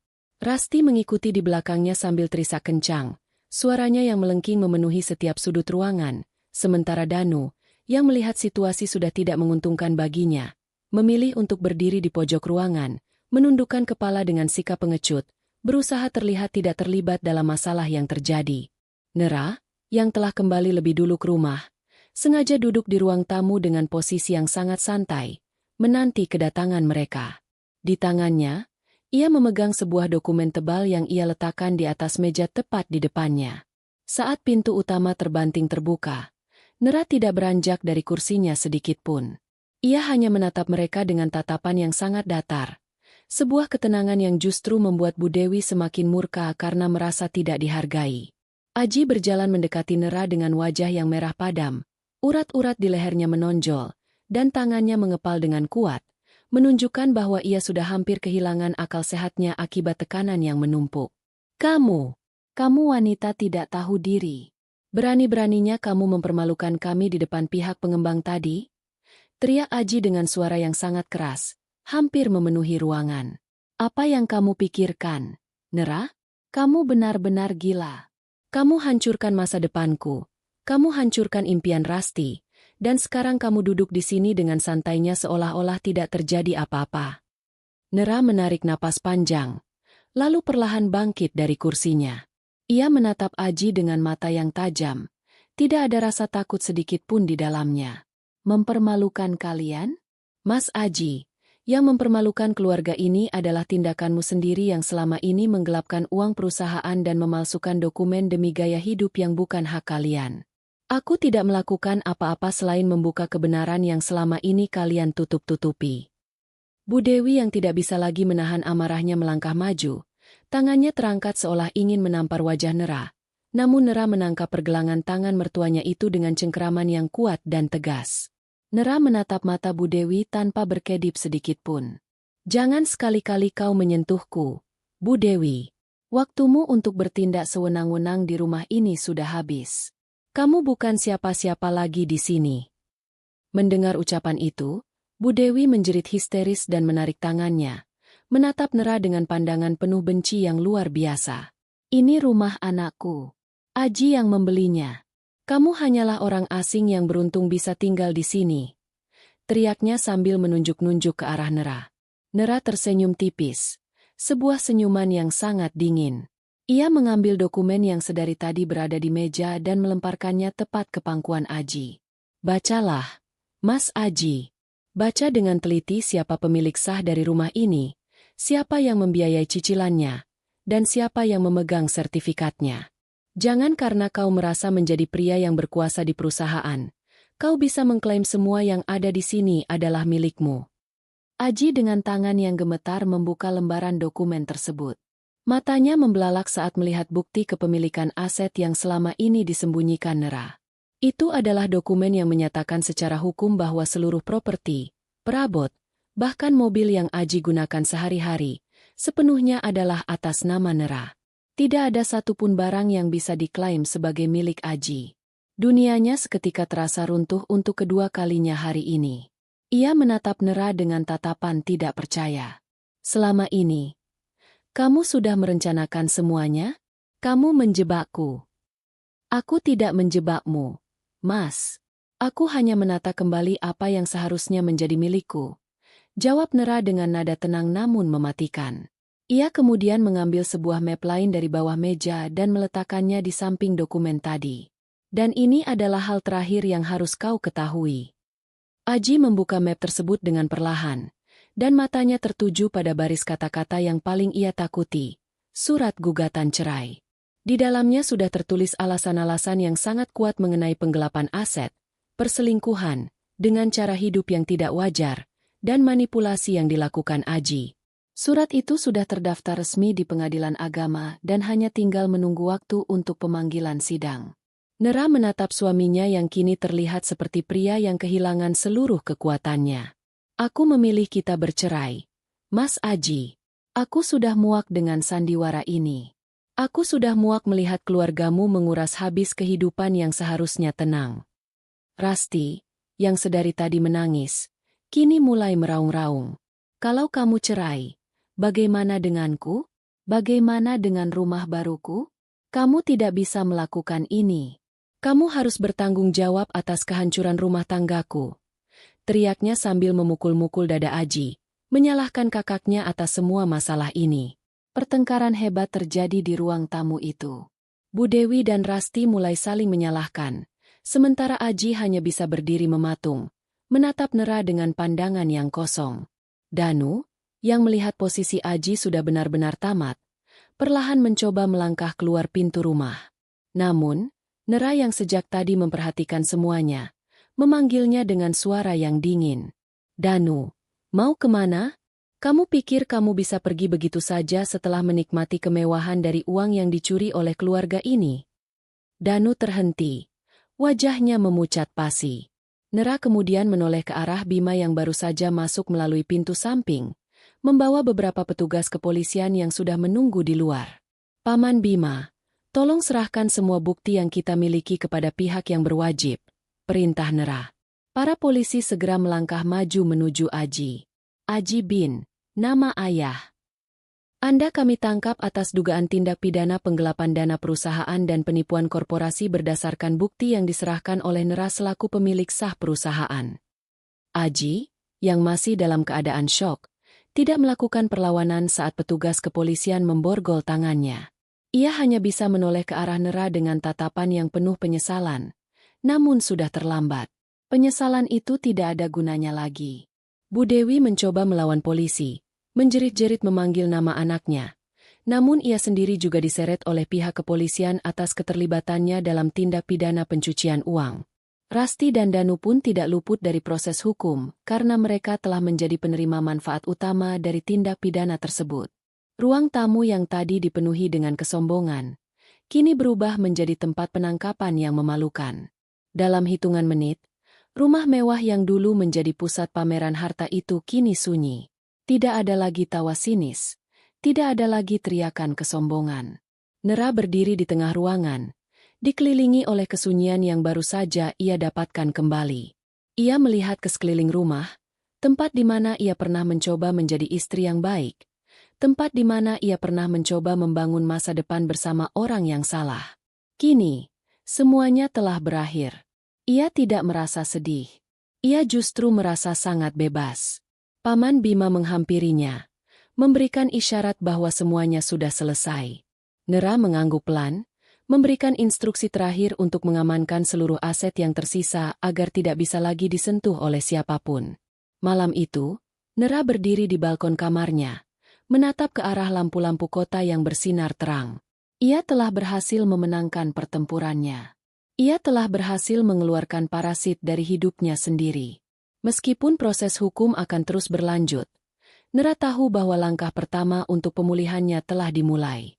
Ia telah memberikan pelajaran yang sangat berharga bagi mereka yang berani meremehkannya. Kesombongan dan ketamakan tidak akan pernah menang melawan kebenaran yang diperjuangkan dengan cerdas dan tegas. Nera menghirup udara malam dalam-dalam, merasakan kelegaan yang luar biasa. Ia tahu, esok pagi, matahari akan terbit dengan sinar yang jauh lebih indah, dan ia akan menyambut hari barunya dengan kekuatan yang jauh lebih besar dari sebelumnya. Tidak ada lagi air mata. Tidak ada lagi keraguan. Kini, hidupnya adalah miliknya sepenuhnya, dan ia siap untuk menuliskan cerita yang jauh lebih berarti tanpa bayang-bayang masa lalu yang kelam. Pertunjukan drama keluarga yang penuh kebohongan itu telah resmi berakhir, dan Nera adalah pemeran utama yang berhasil selamat dari skenario yang dirancang untuk menghancurkannya. Suasana di kantor polisi pagi itu jauh berbeda dengan kemewahan yang biasanya melingkupi kehidupan keluarga Aji. Di balik jeruji besi yang dingin dan lembab, Aji, Bu Dewi, dan Rasti kini harus merasakan kenyataan pahit yang tidak pernah terbayangkan sebelumnya. Tidak ada lagi gaun sutra, tidak ada lagi perhiasan berlian yang dipamerkan, dan tidak ada lagi sorotan kamera atau pujian dari para kerabat. Yang ada hanyalah aroma apek, suara gaduh dari sel sebelah, dan tatapan dingin dari para petugas penjara. Bu Dewi, yang selama ini selalu menuntut kenyamanan, terus meracau tanpa henti, memaki-maki polisi dan sesekali memanggil nama Nera dengan sumpah serapah yang paling kasar. Ia masih tidak bisa menerima bahwa posisinya kini telah jatuh ke titik terendah, kehilangan kendali atas rumah mewah, uang, dan reputasi yang selama ini ia bangun dengan memanipulasi hidup orang lain. Sementara itu, di sebuah ruang interogasi, Aji duduk tertunduk lesu. Wajahnya yang dulunya selalu tampak necis dan percaya diri, kini terlihat sangat kuyu dengan rambut yang berantakan dan pakaian yang sudah kusut. Di hadapannya, seorang penyidik kepolisian sedang menumpuk lembaran-lembaran dokumen hasil audit yang diberikan oleh pihak Nera dan Bima. Setiap lembar dokumen itu adalah bukti nyata pengkhianatan Aji. Penyidik tersebut memandang Aji dengan tatapan yang menyiratkan rasa jijik terhadap perilaku pria yang mengorbankan segalanya demi keserakahan. Aji mencoba membela diri, ia berdalih bahwa itu hanyalah kesalahan administrasi bisnis yang biasa. Namun setiap kali ia membuka mulut untuk berbohong, penyidik tersebut langsung mematahkan argumennya dengan fakta hukum yang tak terbantahkan. Aji akhirnya sadar bahwa kali ini, ia tidak bisa lagi meloloskan diri dengan kata-kata manis atau manipulasi emosional. Di sisi lain kota, Nera tengah duduk di kantornya yang luas, memandang keluar jendela menuju gedung-gedung tinggi yang mencakar langit.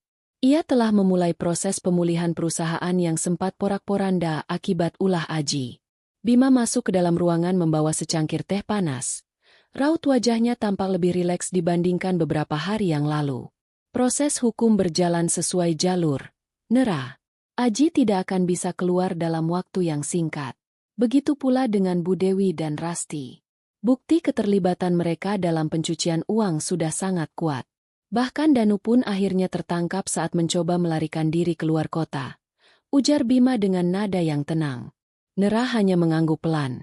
Tatapannya tetap tertuju pada kesibukan di luar sana. Ia tidak merasa dendam lagi. Yang ia rasakan hanyalah sebuah kedamaian yang murni. Ia tidak ingin menghabiskan sisa hidupnya hanya untuk memikirkan mereka, karena sekarang, fokus utamanya adalah memulihkan nama baik perusahaannya dan memastikan para karyawan yang sempat terabaikan bisa mendapatkan kembali stabilitas kerja mereka. Namun, drama di balik jeruji besi masih terus berlanjut. Rasti, yang paling tidak bisa menerima kenyataan ini, terus menangis di dalam selnya. Ia menyalahkan Aji karena telah memberinya harapan palsu dan menuntunnya ke dalam kehancuran hukum. Pertengkaran antara ibu dan anak pun sering terjadi di dalam sana. Bu Dewi yang tadinya selalu membela Aji, kini mulai berbalik menyalahkan putranya karena dianggap tidak becus mengelola uang dan terlalu lemah dalam menghadapi Nera. Rasti sendiri merasa hidupnya sudah hancur total karena suaminya, Danu, yang baru saja ia nikahi dengan pesta megah. Ternyata adalah pria yang sama sekali tidak memiliki kesetiaan ketika masalah datang melanda. Hubungan keluarga yang dulu tampak begitu kokoh karena uang, kini retak dan hancur lebur karena ketiadaan harta. Mereka akhirnya saling menyadari bahwa selama ini ikatan mereka bukan didasarkan pada cinta atau kasih sayang, melainkan hanya pada kepentingan materi. Kembali ke Nera, ia mendapatkan laporan bahwa rumah mewah yang selama ini menjadi pusat pameran keluarga Aji kini telah disita oleh pengadilan untuk keperluan penyelidikan.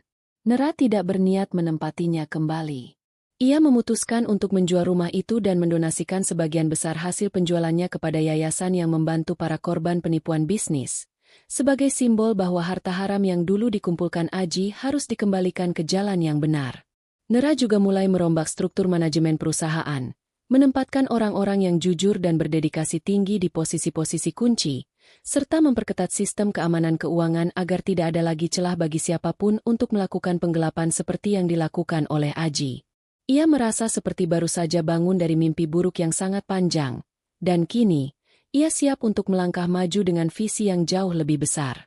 1 minggu setelah penangkapan, Nera menerima kunjungan dari seorang kerabat jauh keluarga Aji yang selama ini selalu direndahkan oleh Bu Dewi. Kerabat itu datang untuk meminta maaf kepada Nera atas perilaku keluarga Aji yang tidak pantas selama ini.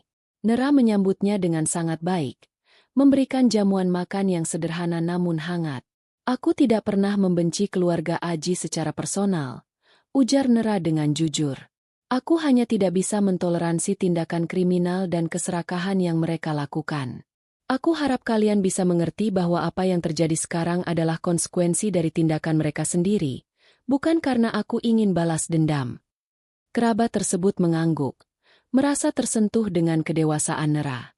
Mereka pun akhirnya memahami bahwa selama ini mereka telah membiarkan keluarga Aji bertindak semena-mena karena rasa takut akan status sosial yang mereka pamerkan. Di dalam penjara, sebuah fakta baru terungkap. Pengacara yang disewa oleh Bu Dewi akhirnya mundur, karena tidak ada lagi dana yang bisa digunakan untuk membiayai jasa hukum mereka. Bahkan rumah kecil milik Bu Dewi yang ada di desa, yang selama ini disembunyikan keberadaannya, kini harus dijual untuk menutupi biaya hidup mereka di penjara dan untuk membayar denda-denda hukum yang menumpuk. Bu Dewi akhirnya kehilangan segalanya. Ia tidak lagi memiliki rumah, tidak lagi memiliki harta, dan tidak lagi memiliki kehormatan. Ia hanya bisa duduk di sudut sel, menatap dinding yang kusam, merenungi setiap keputusan salah yang ia buat di masa lalu. Ia teringat bagaimana dulu ia mendidik Aji dengan ajaran bahwa uang adalah segalanya. Dan kini, uang pula yang menghancurkan masa depan anaknya. Nera, di sisi lain, mulai menata kembali kehidupan sosialnya. Ia sering menghabiskan waktu dengan rekan-rekan bisnis yang benar-benar menghargai integritas, bukan hanya karena harta atau jabatan. Ia juga mulai aktif dalam kegiatan sosial, mendedikasikan waktunya untuk mengajar para perempuan muda tentang pentingnya kemandirian finansial dan literasi keuangan. Ia tidak ingin ada lagi perempuan yang terjebak dalam hubungan yang didasarkan pada manipulasi harta seperti yang pernah ia alami. Nera telah berhasil mengubah trauma menjadi kekuatan, mengubah rasa sakit menjadi pelajaran yang bermanfaat bagi orang banyak. Ia merasa jauh lebih hidup, jauh lebih berdaya, dan jauh lebih bahagia daripada saat ia masih terbelenggu oleh sandiwara pernikahannya dengan Aji. Setiap malam, sebelum beranjak tidur, Nera selalu meluangkan waktu untuk menulis jurnal kehidupannya. Ia menulis tentang setiap pelajaran yang ia dapatkan, tentang bagaimana kejujuran akhirnya membawa kedamaian, dan tentang betapa pentingnya untuk selalu berani mengambil sikap meskipun harus melewati jalan yang berat. Ia tahu bahwa proses hukum akan memakan waktu yang lama, dan mungkin akan ada rintangan-rintangan baru di masa depan. Namun ia sudah tidak merasa gentar lagi. Ia telah membuktikan kepada dirinya sendiri bahwa ia mampu bertahan dari badai yang paling hebat sekalipun. Kehidupannya kini adalah sebuah lembaran putih yang bersih, siap untuk dituliskan dengan tinta keberhasilan dan kebahagiaan yang tulus, jauh dari kebohongan dan topeng-topeng yang memuakan dari keluarga Aji. Ia telah memaafkan masa lalunya, bukan untuk mereka, tetapi untuk ketenangan hatinya sendiri. Di babak ini, ketegangan fisik memang mulai berkurang karena pelaku kejahatan sudah berada di tempat yang semestinya. Namun babak ini memberikan gambaran tentang kehancuran batin dan sosial yang dialami oleh para pelaku. Mereka kini harus hidup dalam realita yang mereka buat sendiri, sebuah realita tanpa uang, tanpa kekuasaan, dan tanpa orang-orang yang dulu mereka manfaatkan. Sementara Nera, ia terus melangkah dengan percaya diri, membawa serta semangat baru yang akan membawanya menuju masa depan yang lebih cemerlang. Ia adalah bukti hidup bahwa integritas tidak akan pernah tertukar, dan bahwa pada akhirnya, kebenaran adalah satu-satunya hal yang akan bertahan setelah semua kebohongan runtuh. Nera telah menutup bab paling gelap dalam hidupnya, dan kini ia siap menyongsong hari esok dengan senyuman yang jauh lebih nyata dan tulus daripada sebelumnya. Bulan-bulan berlalu dengan sangat cepat, membawa perubahan besar dalam kehidupan Nera yang kini sepenuhnya mandiri dan berfokus pada kemajuan perusahaannya. Di sisi lain, dunia Aji dan keluarganya telah hancur menjadi debu. Proses persidangan yang panjang akhirnya mencapai puncaknya. Di ruang sidang yang megah namun dingin, hakim membacakan vonis hukuman yang cukup lama bagi Aji, Bu Dewi, Rasti, dan Danu atas berbagai tindak pidana korupsi korporasi, pencucian uang, hingga penipuan yang terencana. Saat palu hakim diketuk, suara itu bagaikan dentuman lonceng kematian bagi kesombongan mereka. Aji terlihat sangat terpukul. Kepalanya tertunduk lemas sementara ia digiring kembali oleh petugas menuju mobil tahanan. Ia tidak lagi menoleh ke arah bangku pengunjung, tempat di mana dulu ia selalu merasa sebagai pria yang paling sukses di ruangan tersebut. Nera hadir di persidangan itu bukan sebagai sosok yang ingin mengejek, melainkan sebagai saksi utama yang menjalankan kewajiban hukumnya. Ketika ia berjalan keluar dari gedung pengadilan dengan mengenakan pakaian formal yang elegan, beberapa wartawan mencoba meminta keterangan, namun Nera hanya memberikan pernyataan singkat dan sangat profesional. Ia menegaskan bahwa keadilan telah ditegakkan dan ia kini ingin fokus untuk menatap masa depan. Tidak ada kata-kata caci maki yang keluar dari mulutnya. Tidak ada rasa puas yang berlebihan. Ia hanya menunjukkan sikap wanita dewasa yang telah menutup satu bab paling kelam dalam hidupnya dengan cara yang sangat berwibawa. Wartawan pun akhirnya menghormati keputusannya untuk tidak lagi membahas detail pribadi mengenai Aji dan keluarganya.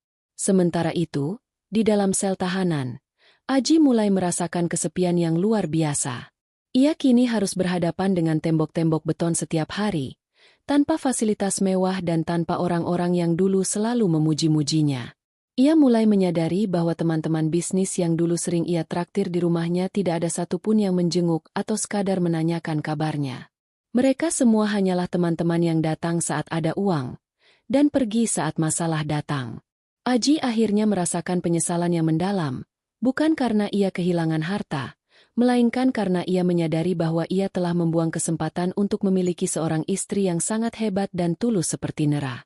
Bayangan wajah Nera yang dulu selalu menyambutnya dengan senyum hangat kini menjadi siksaan batin yang paling nyata bagi Aji. Ia sering terbangun di malam hari, merenungi setiap kesalahan yang ia buat, terutama saat ia dengan bodohnya meremehkan kecerdasan Nera. Bu Dewi, di sel yang berbeda, juga mengalami kondisi kesehatan yang menurun drastis. Kehilangan kemewahan telah membuat mentalnya tertekan. Ia yang terbiasa hidup dalam puja-puji dan kenyamanan, kini harus berbagi ruang dengan narapidana lain yang memiliki latar belakang kehidupan yang sangat jauh dari dunianya. Ia seringkali berhalusinasi tentang masa-masa kejayaannya, membayangkan dirinya masih duduk di kursi sofa empuk di rumah mewah miliknya. Namun, saat ia membuka mata dan melihat jeruji besi, air mata penyesalan mulai mengalir di pipinya. Ia menyadari bahwa ajaran yang ia berikan kepada Aji tentang menghalalkan segala cara demi uang adalah kesalahan terbesar yang pernah ia lakukan dalam hidupnya. Ia tidak lagi memiliki anak atau cucu yang bisa ia banggakan, karena semuanya kini tengah mendekam di penjara dan saling membenci satu sama lain. Rasti dan Danu pun mengalami nasib yang tidak kalah memprihatinkannya. Pernikahan yang dulunya mereka agung-agungkan sebagai puncak kebahagiaan, kini berubah menjadi ikatan yang penuh dengan kebencian. Rasti terus menuntut Danu karena merasa suaminya itu tidak bisa melindunginya dari masalah hukum. Sebaliknya, Danu justru menyesal telah menikahi Rasti, karena ternyata kekayaan yang ia harapkan hanyalah hasil dari tindakan kriminal. Mereka seringkali terlibat pertengkaran hebat di dalam sel kunjungan, saling melempar kesalahan dan caci maki yang membuat petugas penjara harus sering turun tangan untuk memisahkan mereka. Harapan mereka untuk hidup mewah di perumahan elit benar-benar telah sirna, digantikan oleh realita penjara yang sangat pahit dan penuh dengan batasan. Nera, di tengah hiruk-pikuk dunianya yang baru, mulai membuka diri pada kehidupan yang lebih bermakna. Ia tidak lagi menaruh curiga pada setiap orang yang ia temui, namun ia menjadi jauh lebih selektif dalam memilih rekan bisnis maupun teman dekat. Perusahaan yang dulu hampir hancur oleh Aji, kini telah bangkit kembali dengan catatan kinerja yang jauh lebih baik. Karyawan-karyawan yang dulu sempat kehilangan kepercayaan, kini kembali bekerja dengan semangat yang tinggi karena Nera memberikan sistem penghargaan yang transparan dan adil. Nera juga aktif dalam berbagai forum bisnis di mana ia sering berbagi pengalaman tentang pentingnya etika dalam berbisnis. Pengalamannya bersama Aji menjadi pelajaran yang sangat berharga yang ia bagikan agar tidak ada lagi pengusaha muda yang terjebak dalam lubang kesalahan yang sama. Kehidupan pribadi Nera juga perlahan mulai menunjukkan sisi yang lebih cerah. Ia mulai kembali menikmati hobi-hobinya yang sempat tertunda, karena terlalu sibuk memikirkan urusan rumah tangga yang beracun. Ia mulai sering melukis, menghabiskan waktu di galeri seni, dan melakukan perjalanan ke tempat-tempat yang tenang untuk menyegarkan pikirannya. Ia menyadari bahwa kebahagiaan tidak terletak pada seberapa besar aset yang ia miliki, melainkan pada seberapa tenang jiwa yang ia miliki. Ia kini benar-benar menikmati waktu luang yang ia miliki untuk dirinya sendiri, sesuatu yang sangat langka saat ia masih terikat dalam pernikahan yang penuh sandiwara bersama Aji. Nera tidak pernah benar-benar melupakan apa yang terjadi, namun ia telah melangkah jauh melampaui rasa sakit itu. Ia sering mengunjungi tempat-tempat yang dulu menjadi saksi kebersamaan mereka, namun kini ia mampu berdiri di sana dengan perasaan yang tenang. Ia tidak lagi merasakan amarah saat mengingat Aji. Yang ia rasakan hanyalah rasa kasihan terhadap pria yang begitu mudah dikuasai oleh keserakahan hingga kehilangan jati dirinya. Nera tahu bahwa jalan yang harus ditempuh Aji masih sangat panjang, bahkan setelah nanti ia bebas dari penjara. Aji harus menghadapi dunia luar yang sudah tidak lagi mengenal dirinya sebagai direktur sukses, melainkan sebagai narapidana mantan pelaku korupsi. Itu adalah hukuman sosial yang jauh lebih berat daripada hukuman penjara itu sendiri. Di babak ke-9 ini, kita melihat bagaimana keadilan benar-benar telah terwujud secara tuntas. Tidak ada lagi perlindungan bagi pelaku. Tidak ada lagi manipulasi yang bisa memenangkan mereka. Setiap orang mendapatkan apa yang layak mereka terima atas tindakan yang mereka perbuat. Nera berdiri sebagai simbol kemenangan bagi kejujuran dan ketegasan, sementara Aji dan keluarganya berdiri sebagai peringatan bagi siapa saja yang berani bermain dengan integritas demi keserakahan. Meskipun kehidupan di penjara mungkin tidak pernah cukup untuk menebus semua kerugian yang telah mereka buat, namun setidaknya, mereka kini tidak lagi memiliki kemampuan untuk menyakiti orang lain, khususnya Nera. Nera mulai menatap masa depan dengan optimisme yang besar. Ia mungkin suatu saat nanti akan membuka hatinya lagi untuk seseorang yang lebih menghargai kejujuran dan kemandirian. Namun untuk saat ini, ia sangat menikmati perannya sebagai wanita yang berdiri tegak di atas kakinya sendiri. Ia tidak lagi merasa perlu mencari validasi dari siapapun, karena ia tahu bahwa keberhasilan terbesarnya adalah berhasil menjadi dirinya sendiri yang utuh dan kuat. Setiap pagi, saat ia membuka tirai kamarnya, ia selalu bersyukur atas kekuatan yang ia miliki untuk melewati masa-masa kelam itu. Ia telah berhasil mengubah hidupnya dari sebuah drama penuh kebohongan menjadi kisah nyata tentang keberanian yang sesungguhnya. Dan di masa depan, Nera yakin bahwa ia akan terus tumbuh dan berkembang, jauh lebih baik dari apa yang ia bayangkan sebelumnya, meninggalkan semua bayang-bayang masa lalu di belakangnya sebagai kenangan yang membawanya menuju kedewasaan yang sejati. Hidup benar-benar memberikan pelajaran yang paling indah bagi mereka yang sabar dan teguh memegang kebenaran. Sinar matahari pagi di hari itu terasa jauh lebih hangat dan bersahabat dibandingkan hari-hari sebelumnya. Nera berdiri di balkon kantornya, menatap hiruk-pikuk kota yang mulai bergerak dengan ritme yang teratur.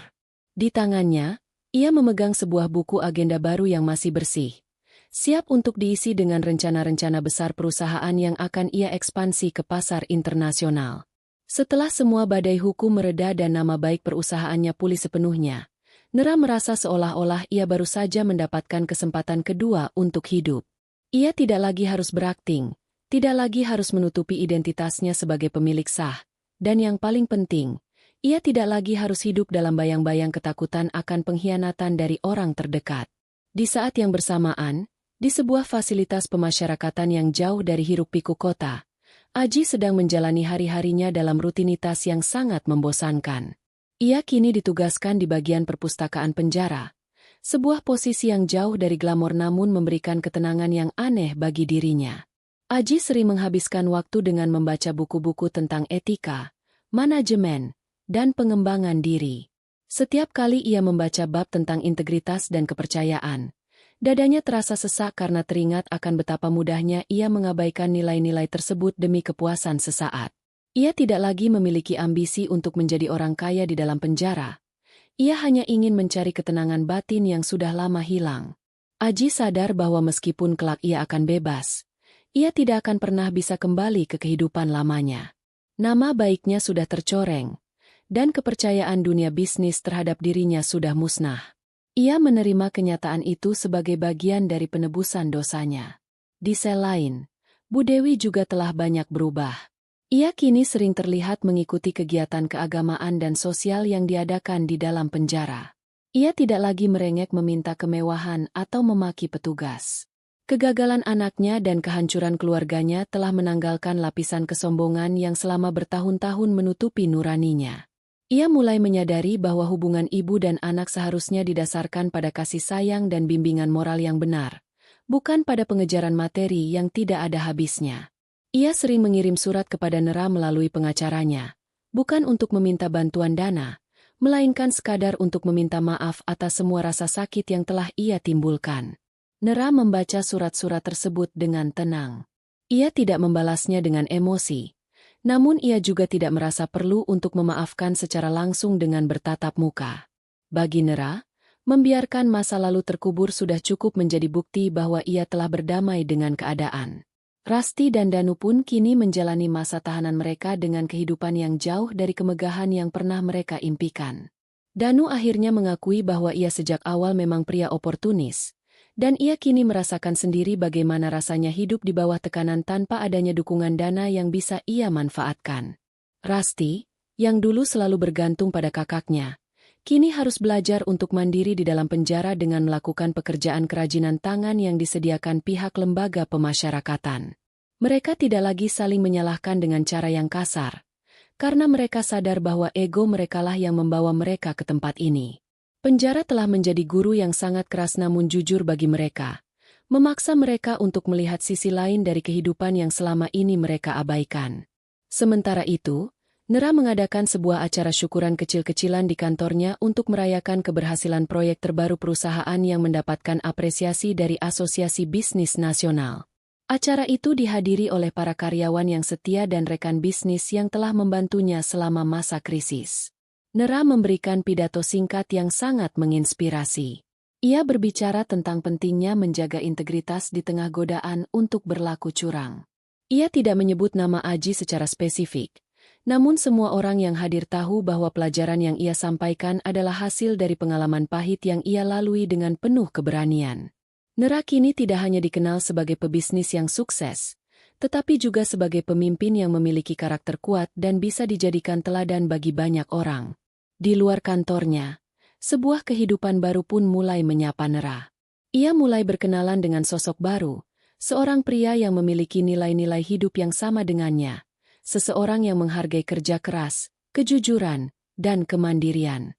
Pria itu tidak terpesona dengan hartanya, melainkan dengan ketegasan dan kecerdasan yang Nera tunjukkan saat menghadapi krisis besar dalam hidupnya. Mereka sering menghabiskan waktu dengan berdiskusi tentang visi masa depan, tentang bagaimana membangun sesuatu yang berkelanjutan tanpa harus mengorbankan nilai moral. Nera merasa sangat nyaman dan dihargai. Ia tidak perlu berpura-pura menjadi siapapun, karena pria itu mencintainya apa adanya. Ini adalah babak baru yang benar-benar ia nantikan setelah melewati segala kepahitan masa lalu. Setiap akhir pekan, Nera sering mengunjungi panti asuhan yang ia bantu dan memberikan motivasi kepada anak-anak muda yang kurang beruntung di sana. Ia ingin memberikan pemahaman bahwa latar belakang keluarga yang sulit atau keterbatasan ekonomi bukanlah penghalang untuk mencapai kesuksesan yang berkah. Ia menceritakan kisah hidupnya dengan cara yang sangat bijak, tidak sebagai ajang pamer, melainkan sebagai peringatan agar mereka selalu menjaga harga diri dan tidak mudah tergiur dengan jalan pintas. Nera merasa bahwa kebahagiaan sejati bukanlah tentang apa yang bisa ia ambil dari dunia, melainkan tentang apa yang bisa ia berikan agar orang lain bisa tumbuh dan berkembang dengan lebih baik. Kehidupan Nera kini benar-benar telah mencapai titik keseimbangan. Ia memiliki bisnis yang sehat, lingkungan yang mendukung, dan yang paling penting, kedamaian dalam dirinya sendiri. Ia tidak lagi menyimpan dendam, tidak lagi menyimpan amarah, dan tidak lagi menyimpan ketakutan. Ia telah menjadi wanita yang jauh lebih dewasa, lebih bijak, dan lebih tangguh. Ia tahu bahwa masa lalu adalah guru terbaik yang pernah ia miliki, dan meskipun pelajaran itu terasa sangat menyakitkan, ia tetap bersyukur karena melalui masa sulit itulah ia menemukan jati dirinya yang sesungguhnya. Nera telah berhasil mengubah tragedi menjadi kemenangan, dan mengubah kehancuran menjadi kebangkitan yang sangat mengagumkan. Pada bab penutup ini, Segala konflik telah terselesaikan dengan memberikan porsi yang adil bagi setiap karakternya. Aji dan keluarganya menerima konsekuensi dari keserakahan mereka dalam keheningan penjara yang mengubah perspektif mereka secara perlahan. Sementara Nera melangkah maju menuju masa depan yang cerah dengan keberanian yang tidak akan pernah padam. Tidak ada yang luput dari hukum sebab akibat. Dan kebenaran akhirnya mampu memenangkan panggung sandiwara yang sempat dikuasai oleh kebohongan. Nera menutup buku agendanya dengan senyuman puas. Siap untuk memulai hari esok yang akan ia isi dengan dedikasi, kasih sayang, dan kebahagiaan yang tulus. Hidup telah memberikan jawaban yang paling adil, dan Nera telah menerima jawaban itu dengan tangan terbuka. Ia adalah sang pemenang sejati, bukan karena hartanya, melainkan karena kemampuannya untuk tetap tegak berdiri di atas fondasi kejujuran dan kemuliaan karakter. Pesan moral: keserakahan akan selalu meruntuhkan apa yang dibangunnya sendiri, namun kejujuran dan integritas akan menjadi fondasi abadi bagi kesuksesan yang sejati.